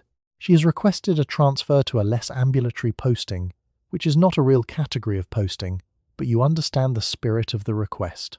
The baroness with her feet elevated cannot find you, and the Spanish court ceremonial cannot find you, and the schedule cannot find you, because none of them were designed to run. You ride horses for 5 to 8 hours a day when you are at Bad Ischl or Godot or any estate where the stables can keep up with you. You ride before breakfast. You ride after breakfast. You ride through lunch, which is brought to you on horseback or skipped. The horses are the best in Europe. You have bought them yourself, against the objections of the Imperial Treasury, which would have preferred you to ride the horses the Imperial Treasury already provided. You do not ride those horses, they are too slow. The riding itself is hard. You are not on a gentle trail. You are taking fences, ditches, hedgerows, anything the field offers. Your posture is impeccable, the corset sees to that, even in the saddle, even at speed, and your riding habit is fitted so precisely that the seams along the leg are measured to the millimetre. A Hungarian groom named Imre holds your horse at the block each morning with an expression that is patient, level, and quietly resigned. He hasn't always managed that expression, but he's learned. From 1876, you take this to England and Ireland. Fox hunting season in County Meath and County Tipperary, the Midlands, wherever the field is good. You go under assumed names. The assumed names don't entirely work. You are very tall. You ride better than anyone in the field, and you have the kind of face that gets painted, but you keep the fiction going, and the hunt masters keep the fiction going, and everyone proceeds with the understanding that the Countess of Hohenems, who is absolutely no one remarkable, would like another fence, please. The English and Irish hunts cost an extraordinary amount of money. Shipping horses alone costs what a mid-ranking court official earns in 2 years, and a mid-ranking court official is earning between 1,200 and 2,000 florins annually. You spend that on the crossing, and then again on the stabling, and then again on the additional horses you buy once you're there, because the Hungarian horses need rest, and the English horses are faster over English ground. The Imperial Treasury receives the invoices with the quiet dismay of a bank receiving a letter that is technically signed correctly, but which they would very much prefer not to have opened. The disguise is functional. You are not hiding your identity to be reckless. You are hiding your identity because Empress Elisabeth of Austria cannot simply ride with the field. She would require an entourage, a protocol officer, a security detail, an official welcome from the Lord Lieutenant of whatever county, and a program of formal engagements before and after the hunt that would make the hunt itself the shortest part of the day. The Countess of Hohenems requires only a good horse and a clear line to the next hedge. So that is who you are. The fox-hunting community receives you with the specific English social grace of pretending very hard not to notice something extremely noticeable. Lord Langford, whose estate you hunt across in Meath, greets the Countess of Hohenems at the gate with the careful enthusiasm of a man who has been told exactly one thing and is committed to it. He gestures toward the field. He does not make eye contact for too long. He has excellent manners and a useful memory for forgetting. Back in Austria and Hungary, the riding is less theatrical and more fundamental. At Gödöllő, the Hungarian royal estate, which you love considerably more than the Hofburg, you are on horseback by 6 in the morning, and the household runs around that fact rather than the other way. Meetings scheduled for the morning are understood to mean after the ride, which means after noon, which means the people who needed to see you have reorganized their entire day around a variable that shifts with the weather and your mood. They do not complain about this. It is an improvement on not being seen at all. The horses themselves are treated with an investment of attention that your court obligations rarely receive. You know their names, their temperaments, their particular objections. One mare from the Hungarian stables has strong opinions about mud on her left side specifically, and none at all about mud on her right, which you accommodate without comment because you understand the logic even if no one else does. The imperial stable records are meticulous. Your own notes on individual horses are longer than most of your formal correspondence. By the time you return from 5 or 6 hours in the saddle, you have put a significant amount of physical space between yourself and whatever the morning required of you. Imre takes the reins. The horse goes back to the stable. You hand him the gloves before walking inside. You travel to County Meath in 1876 under the name Frau von Hohenems to ride with the Ward Union Hunt. You stay in a rented country house with a reduced household of around 20 people. The local hunt master has been warned, discreetly, who you actually are, and has been asked to treat you as if he has not been warned. He treats you as if he has not been warned. You jump fences a Habsburg empress should not jump. You ride beside men who have not been formally introduced to you. The hunt field doesn't know. Or the hunt field suspects and has collectively decided that suspecting is more comfortable than knowing, which is a very Irish solution to a very Austrian problem. You are Frau von Hohenems. Frau von Hohenems has excellent hands and a seat that suggests she has been on horseback longer than most of these men have been alive. Frau von Hohenems does not explain herself. She simply goes, "The banks in County Meath are not decorative obstacles. They are wide, earthen, and reliably solid, topped with brush, and clearing one requires commitment of a kind that court ceremonial specifically discourages. You've been clearing them for hours. Captain Bay Middleton, the English cavalry officer assigned through a series of careful arrangements to pilot you through the field, rides a length ahead and takes each fence first. He is technically scouting. He is practically doing the most flattering job in Europe.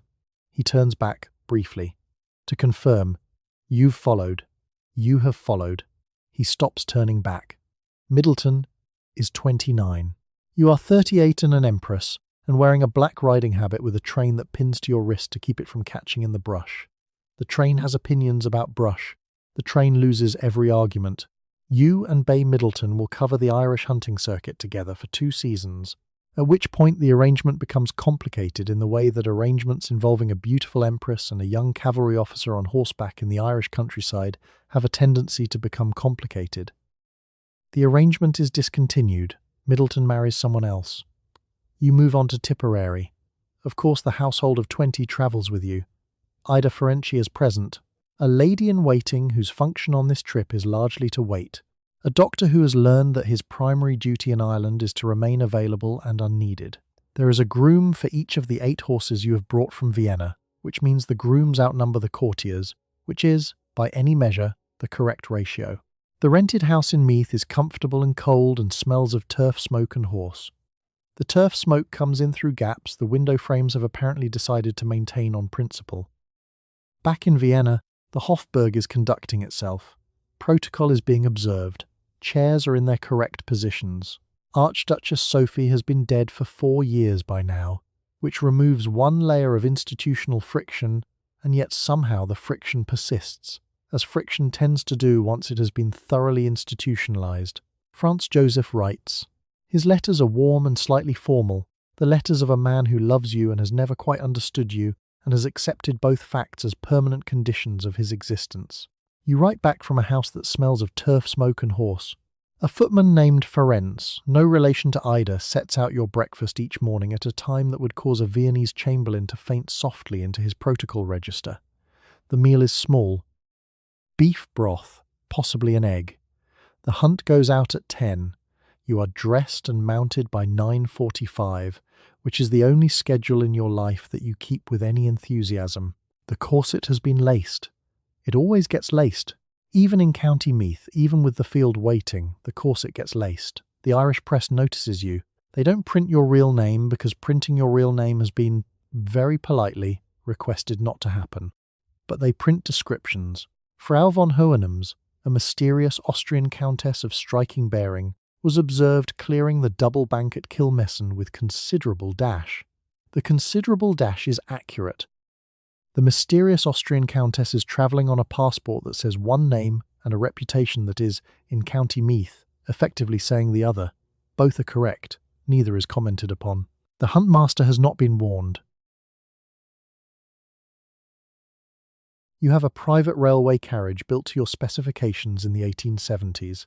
The carriage contains a sleeping compartment, a salon, a dressing room, and a small gymnasium with the rings bolted to the carriage frame. There is also a bathtub with running water at a time when most hotels in Europe do not have running water. The carriage is attached to scheduled trains at your direction and detached at your direction. The crew of the train is not informed in advance which route you have chosen. You may change it in motion. The rings in the gymnasium are not decorative. They are heavy, brass-fitted, and reliably bolted to the carriage frame with the same hardware used in military installations, because that is the only hardware rated for the torque. While the train moves through the Alps at moderate speed, you are doing exercises that most European women of your class have never witnessed performed by a human being in person. The carriage sways. The rings compensate. You do not stop. The bathtub is copper, bolted to the floor, and plumbed into a tank that refills at major stations. A lady-in-waiting named Marie Festetics, who keeps a diary and is therefore the source of most of what we know about this carriage, records the bathtub with the quiet awe of someone who has been told a unicorn is real and has now seen one. Most of the hotels you bypass to stay in this carriage cannot offer you a bath that doesn't involve a ceramic basin and someone's elbow. The carriage is the answer to a question the hotels have not been asked. The salon has a writing desk bolted similarly to the floor. The Heine translations happen here. The cipher journals accumulate pages between Vienna and Budapest, between Budapest and Trieste, between Trieste and the ferry to Corfu. The desk does not move. You do not particularly sit at it either. You are more likely to be in the gymnasium. Now, the routing question. Your travel secretary, a man named Christomanos, who later writes a memoir with the solemn air of someone who has survived something, handles the logistics of attaching and detaching the carriage. The railway companies are informed of your general direction. The specific destination is sometimes confirmed while the train is already moving and your carriage has already been coupled. Christomanos hands the new station name to the conductor at a junction outside Innsbruck, and the conductor reads it twice and folds the paper into his pocket without comment. By the 1880s, it is normal. The cost of maintaining the carriage, the crew, the provisions, the station fees for priority coupling, the tank refills is not itemized in any document Elisabeth kept personally. The court treasury itemizes it. The number is absorbed into the broader annual travel expenditure, which in the 1870s and 1880s runs to several 100,000 florins in a year, when a senior court official earns perhaps 2,000. The carriage does not comment on this. Neither does the court treasurer, at least not where anyone can hear. A lady-in-waiting named Countess Stare, who takes over from Marie Festetics in later years, notes that the dressing ritual does not pause for travel. 3 hours remain 3 hours, whether the carriage is stationary in Vienna or passing through a tunnel at speed. Fanny Angera, or her successor, manages the hair with the silver tray positioned on the bolted dressing table. The hair reaches the floor when unbound. On a moving train, in a carriage swaying at moderate alpine grade, the hair reaches the floor and stays there because there is nowhere else for it to go. The tray waits. The ritual continues. By the time the carriage reaches its destination, wherever that turns out to be, you have exercised, been dressed, translated 2 stanzas of Heine, and changed the route once. The station platform receives you with the scheduled formality. You step down. You are, to all visible evidence, an empress arriving from the capital. Nobody on the platform knows you are just on the rings.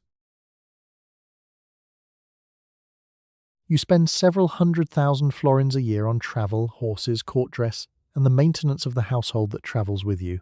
A court official in Vienna earns between 1,200 and 2,000 florins a year. The civil list that funds the imperial household is fixed by parliamentary appropriation, and your share of it is approved annually by an Austrian finance ministry that has been instructed not to comment. The treasury officials prepare the figures. The figures are presented to the emperor. The emperor signs. The emperor does not comment either. The horses alone account for a figure the ministry finds uncomfortable. You keep a string of them in Ireland, another in England, more in Hungary, more in Vienna. Each requires a stable, a groom, a farrier, and an opinion about hay. The grooms travel with you. The hay doesn't, but the invoice does. At Summerhill House in County Meath, where you hunt under the name Countess Hohenems, the local staff learns quickly that the Countess has requirements.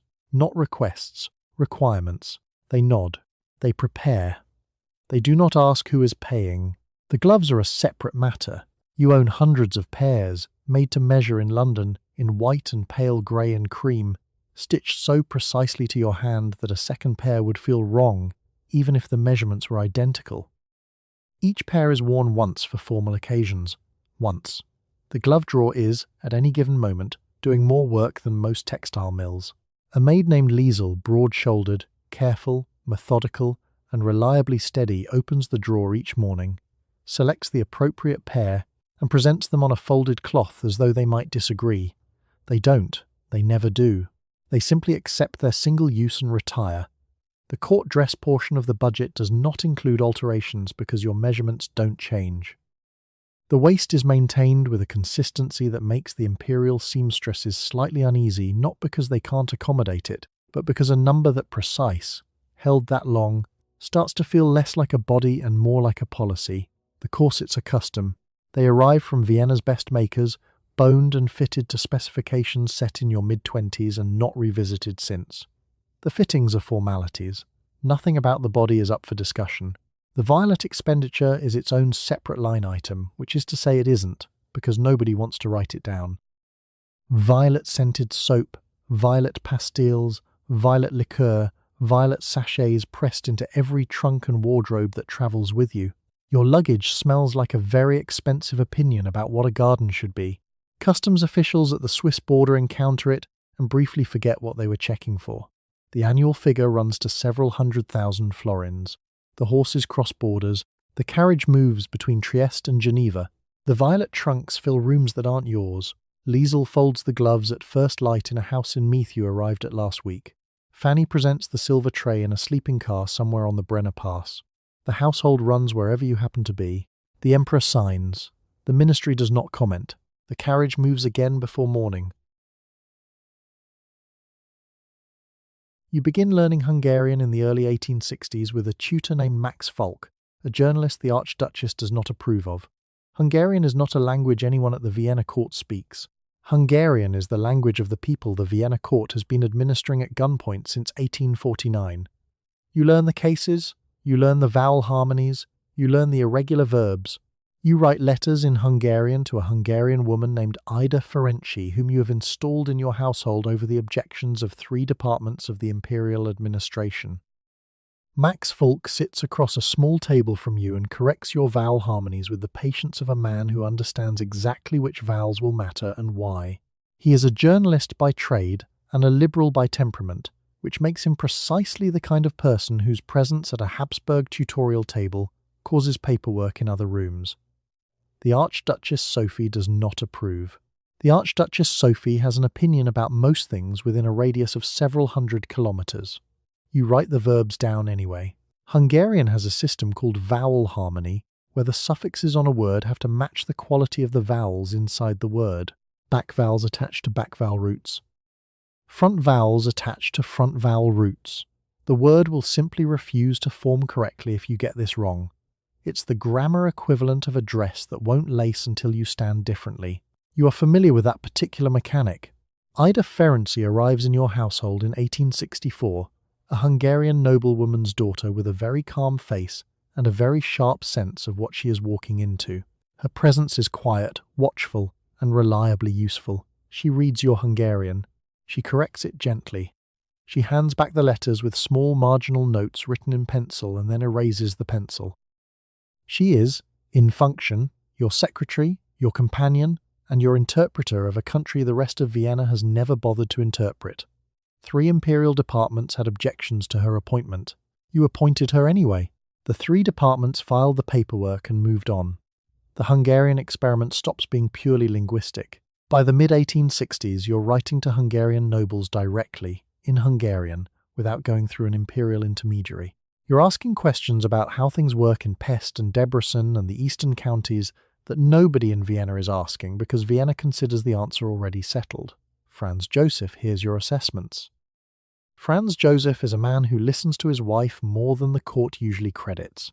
The court does not usually credit this because crediting it would require acknowledging that a 26-year-old woman who learned Hungarian from a disapproved journalist is running a kind of informal foreign policy from inside a dressing room, the 1867 Ausgleich, the agreement that turns the Austrian Empire into Austria-Hungary. The dual monarchy has many authors. Deák Ferenc is one. Andrassy Gyula is one. Franz Joseph signs the documents. Your name does not appear on any of them. And yet Ida Ferenczi, who is still correcting your marginal errors in Hungarian, attends the coronation in Budapest when you and Franz Joseph are crowned King and Queen of Hungary on the 8th of June 1867. She stands close enough to see your face. She has been standing close enough to see your face for 3 years. The coronation dress is crimson and white. You have memorized the coronation responses in Hungarian. The crowd in Budapest does not treat you like the wife of an occupying emperor. This is not accidental. In the Hofburg, a senior court official named Herr Neubauer quietly notes in a memorandum that the Empress's recent correspondence includes a volume of Hungarian private letters, the routing of which does not pass through standard imperial channels. The memorandum is filed. Nothing changes. Ida Ferenczi pours the tea. You meet privately with Count Gyula Andrassy in 1866 to discuss what a constitutional compromise between Austria and Hungary might actually look like. The meetings are unofficial. The meetings are not on the imperial calendar. Andrassy is a man the emperor's ministers do not entirely trust, because Andrassy was sentenced to death in absentia after the 1848 revolution, and his political rehabilitation is, in their view, still in progress. You translate. You take messages. You bring positions back to the emperor in a form that sounds as if you arrived at them alone. Andrassy is also, by most accounts, extremely handsome. Vienna notices this. Vienna has opinions about how often you require a private meeting with a man this handsome to discuss constitutional theory. You ignore Vienna. Vienna continues having opinions. This is the arrangement. The mechanics of the back channel are simple enough. Andrassy cannot walk into a formal ministerial session and propose Hungarian self-governance without triggering 3 weeks of procedural objections and 1 possible resignation. You can walk into the emperor's private apartments after dinner and mention, in passing, that you've been reading about the 1,848 grievances and find certain arguments quite compelling. The emperor listens to you in a way he does not listen to ministers. The ministers find this arrangement deeply inconvenient. Nobody says so directly. This is also the arrangement. What you're carrying, in practical terms, is a two-sided ledger. The Hungarian side wants a separate parliament, a separate government, a shared crown but not a shared bureaucracy. The Austrian side wants to maintain the fiction of a unified empire, while quietly delegating enough authority to stop the whole structure from continuing to vibrate. Your job is to make both sides feel they reach these conclusions independently. It is, essentially, the diplomatic equivalent of convincing 2 people they both want the same restaurant when you've already made the reservation. Ida Ferenczi is useful here. She moves between your apartments and Hungarian correspondence with the specific social invisibility of a household companion. She's there to hand you things, adjust your shawl, be present without being noticed. A letter moves from Budapest to Vienna in her keeping and becomes, officially, a piece of personal correspondence between friends. Baron Beust, the foreign minister, would be very interested to read it. Baron Beust does not read it. Andrassy does specific things with the access you provide. He enters rooms he wouldn't otherwise enter. He speaks to people who wouldn't otherwise receive him. His bearing in those rooms is upright, courteous, and quietly authoritative. When the formal negotiations for the Ausgleich accelerate in early 1867, the outline of the agreement isn't a surprise to the Hungarian side, because the Hungarian side has been reviewing the outline informally for months. Franz Joseph signs the compromise in February 1867. The dual monarchy exists. Austria-Hungary is now a hyphen with an army. The coronation in Budapest happens in June 1867, and this part is on the official record. You ride through the streets in an open carriage. The crowd is enormous and loud in a way Vienna crowds and not Vienna crowds applaud at designated intervals. like an audience that has read the program notes. Budapest simply shouts.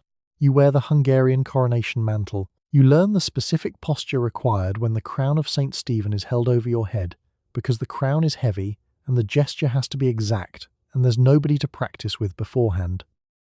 You practice anyway, alone, with a hat. Franz Joseph is crowned King of Hungary. You are crowned Queen. Andrassy places the crown.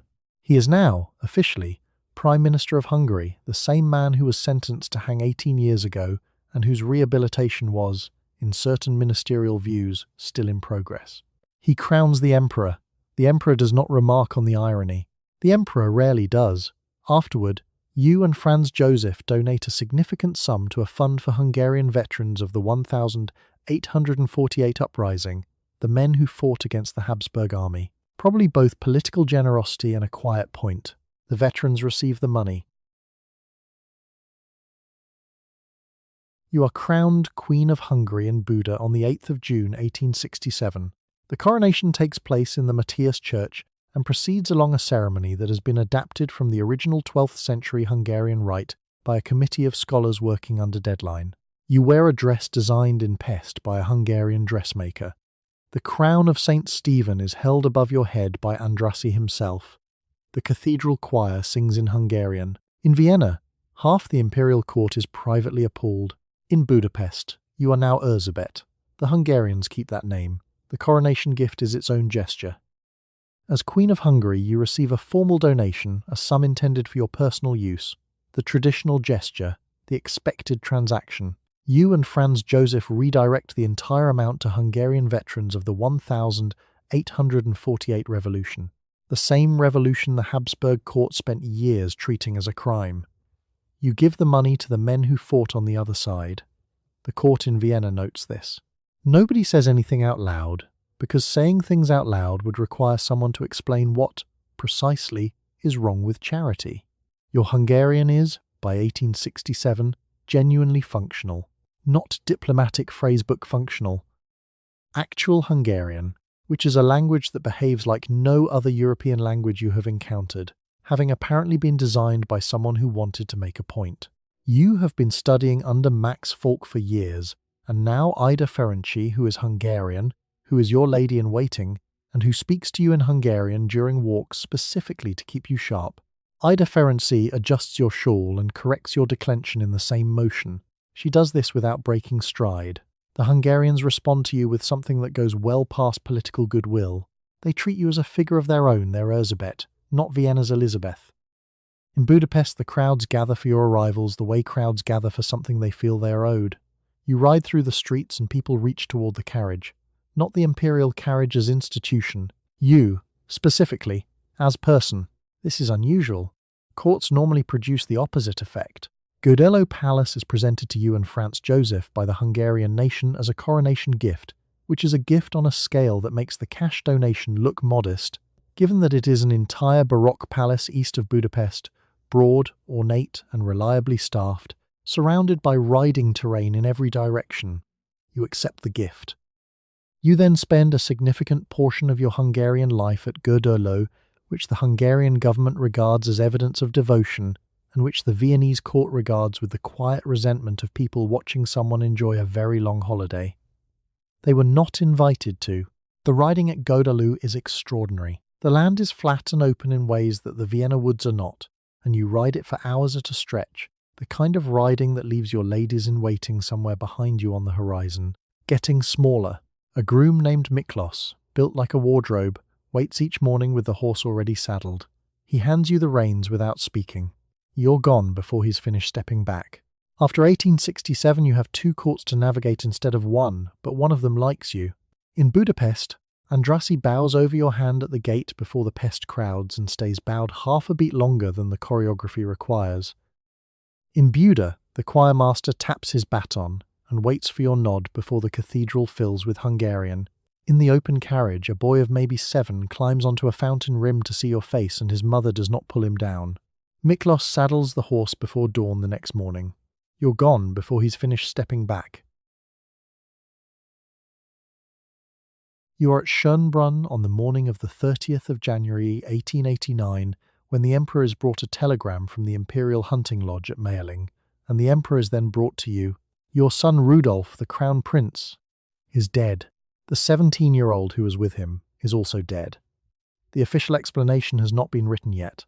The court is presently choosing between 3 possible official explanations. While they choose, the body of the 17-year-old is being carried out of the lodge by her uncles, dressed in a fur coat to appear seated upright. The 17-year-old is Mary Vetsera. She has been dead since the previous night, possibly since the early hours of the morning. The exact hour is one of the many facts the court will spend the next several decades failing to agree on. Her uncles prop her between them in the carriage with her arms through theirs, because the court has decided the priority is departure without spectacle. It works, technically. It is, in its way, a very Habsburg response to catastrophe. Rudolf is 30 years old. He is the only son. He is the future of the dynasty, in a form Franz Joseph has spent decades managing, and a form Rudolf has spent decades finding unlivable. The relationship between them has the texture of 2 people who have been formally introduced but never actually met. Rudolf wants constitutional reform. Rudolf writes anonymous political journalism. Rudolf drinks. Rudolf has been denied every significant military or administrative role that might have given him something to actually do with himself. The Crown Prince of Austria-Hungary has, for most of his adult life, had roughly the same institutional footprint as a very expensive houseplant. There are, briefly, 3 official explanations. Cardiac arrest is floated first, which the doctors on site cannot support, then apoplexy. Then, slowly, the real version surfaces. Murder-suicide, Rudolf's pistol, Mary first, and then himself, though the precise sequence of that will also remain contested. Pope Leo XIII has to be personally petitioned before Rudolf can receive a Catholic burial because the Church's opinions about suicide are formal, ancient, and non-negotiable. Franz Joseph writes the letter himself. A chamberlain named Count Hoyus is the one who carries the news from Mayerling to Vienna. He takes a train. He arrives. He delivers the message in stages, which is how you deliver a message when the message cannot be delivered in one piece. Archduchess Valerie, your youngest daughter, the one you kept, the one who stayed near you, she is the one who tells you. She stands in front of you and says it. You have to be the one to then walk to Franz Joseph. You walk to Franz Joseph. He is already dressed. He is sitting. He will go to his desk after this and remain at his desk because the desk is the one thing in the Hofburg that has always had a clear answer for him about what to do next. You sit with him for a while in the way that people sit together when language has temporarily become the wrong instrument for the situation. From this morning forward you will wear black. Not for a season. Not for a year.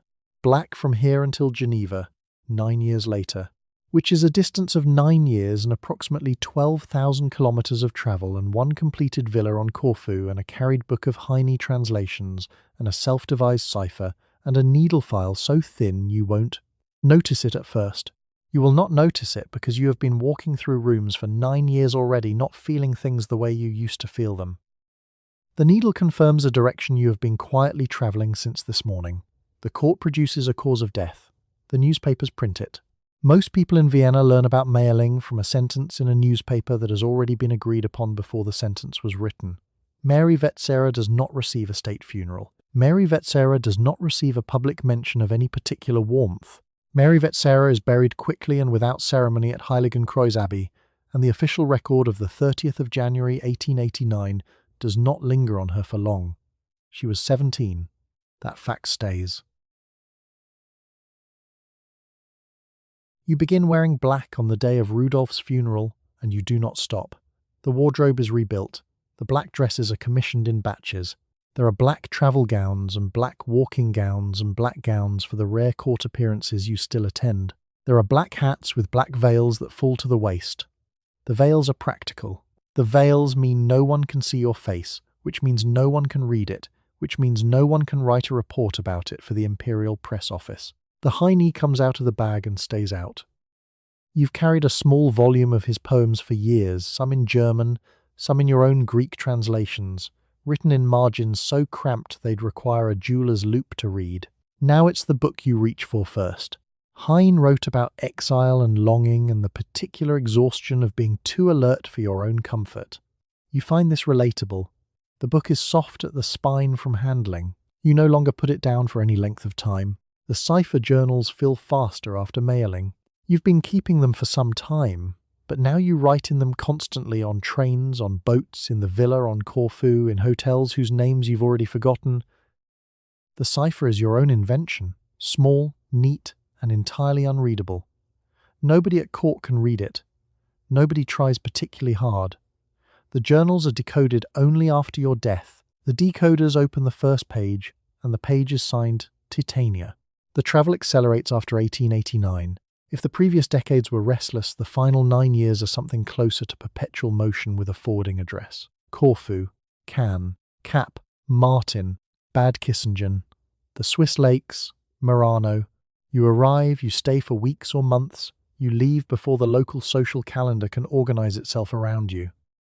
A lady-in-waiting named Countess Stare, small, efficient, with the focused expression of someone managing a situation that has been quietly escalating for months, keeps track of the itinerary. She carries a notebook. The notebook is thick. You still exercise. The gymnastic rings in the apartments, the walking sometimes 4 or 5 hours at a pace that leaves younger companions breathing audibly.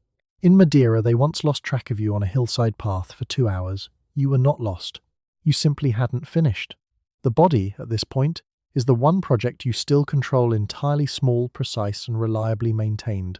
The numbers don't change. The corset laces up. The ritual proceeds. Fanny presents the hair tray. You inspect it. The day begins. The poetry under the name Titania runs to tens of thousands of lines by the end.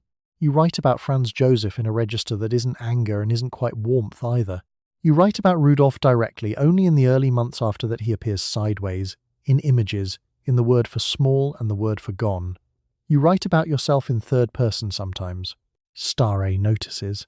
Stare does not comment. The black dresses pile up, not dramatically, just continuously.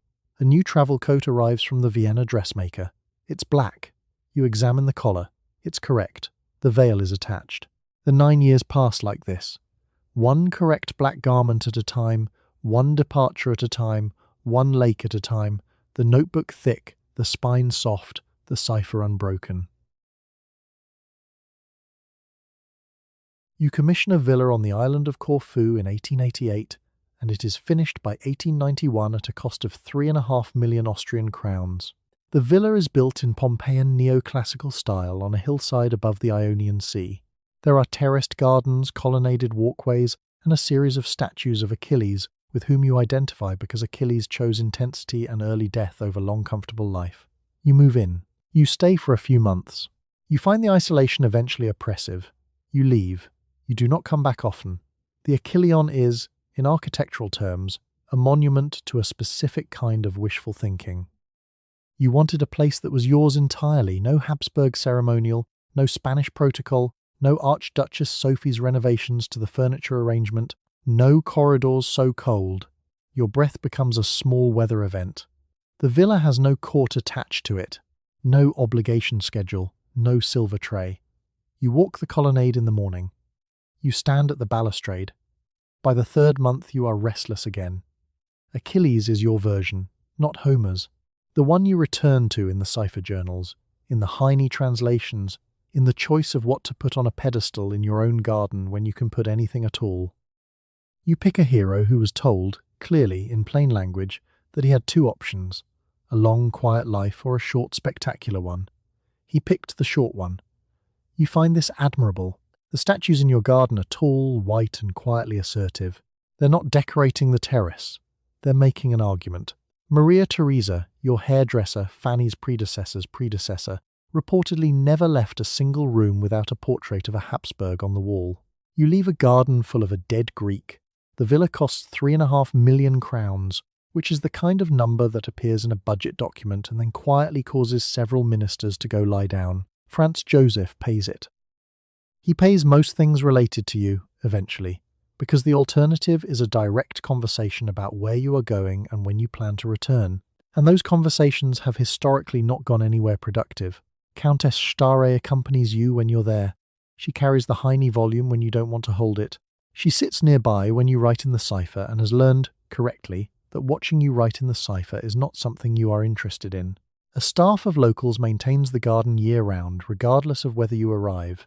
The statues are cleaned whether you are there to see them clean or not. Somewhere in the terraced lower garden, a head gardener named Spiro waters plants for an empress who is currently in Switzerland. He does this every morning.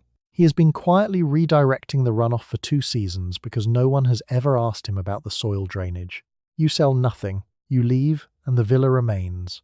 And when you are gone, it continues being the Achillean on the hillside above the Ionian Sea, full of statues making an argument you commissioned and then couldn't quite stay to hear.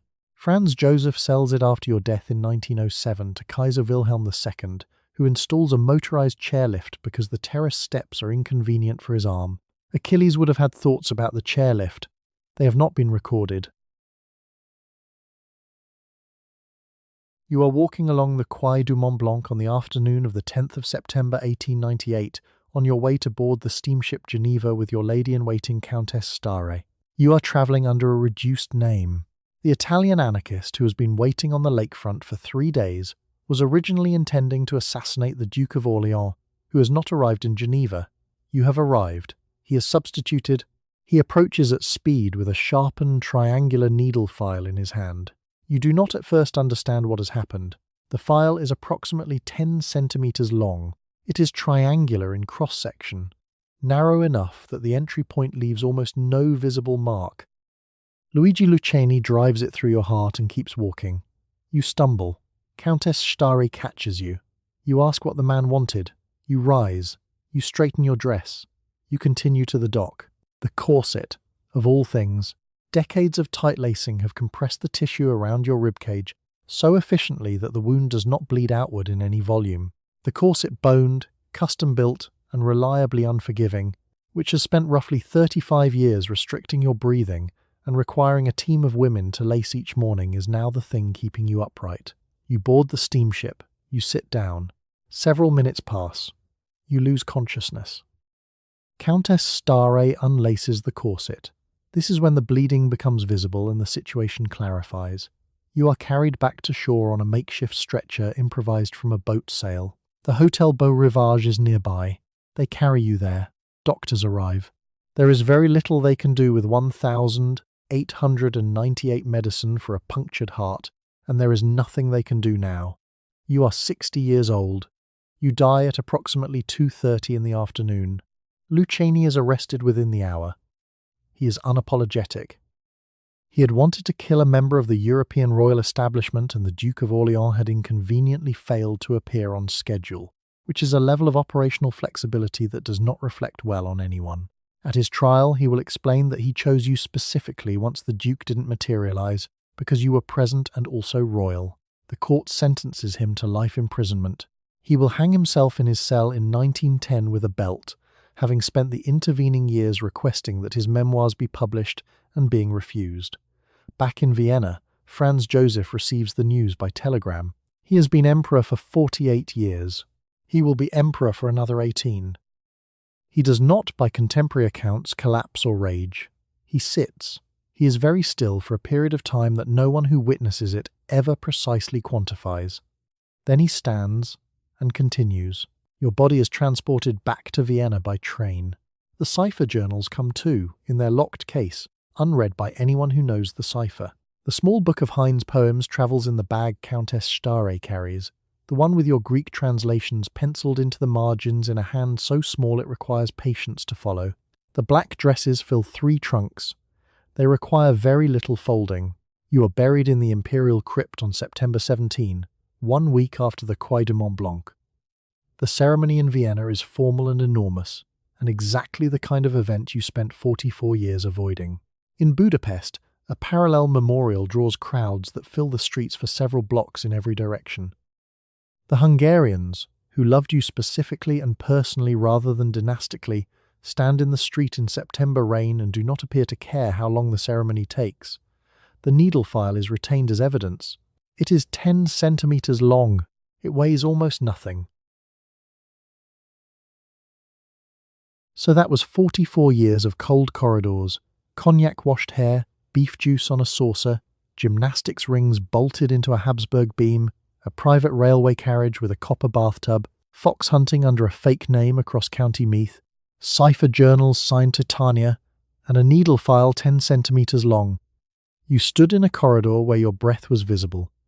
You watched Fanny present lost hair on a tray with the solemnity of a state document. You laced something that did not want to be laced. You ate the juice of meat through cloth and called it breakfast. You rode for 8 hours and then came home and did gymnastics in your bedroom. The zither at Possenhofen. The lake. The unshod feet in June. The horses, the bad weather, the long afternoons left alone. Fanny dressed her each morning. Ida adjusted her shawl. Stare carried the hind. Miklos saddled the horse. Spiro watered the garden at the Achilleon while she was in Switzerland. None of their names are in the ceremonial record. They held the days together anyway. So, thank you for spending tonight with Elisabeth. Thank you for staying through the chair counts and the egg yolk paste and the 17 kinds of doorway. And thank you especially to the listener who pitched this one. She would have liked you for it. You, tonight, are not being laced into anything. No one is presenting your hair on a tray. You have a blanket, a mattress, central heating, and a door you are allowed to close whenever you want. Somewhere in a quiet room, the silver tray is going dark on a sideboard. The gymnasium rings hang still in half-light. The cipher journal is closed on the bedside. The violet pastille tin clicks shut for the night. So let your shoulders drop. Let the room go quiet around you. Let your jaw unclench. Let the day, with all its small unlatched corsets and its small protests you didn't have to write down, settle slowly into the pillow and stay there until morning. The corset stays off. The silver tray can wait until morning.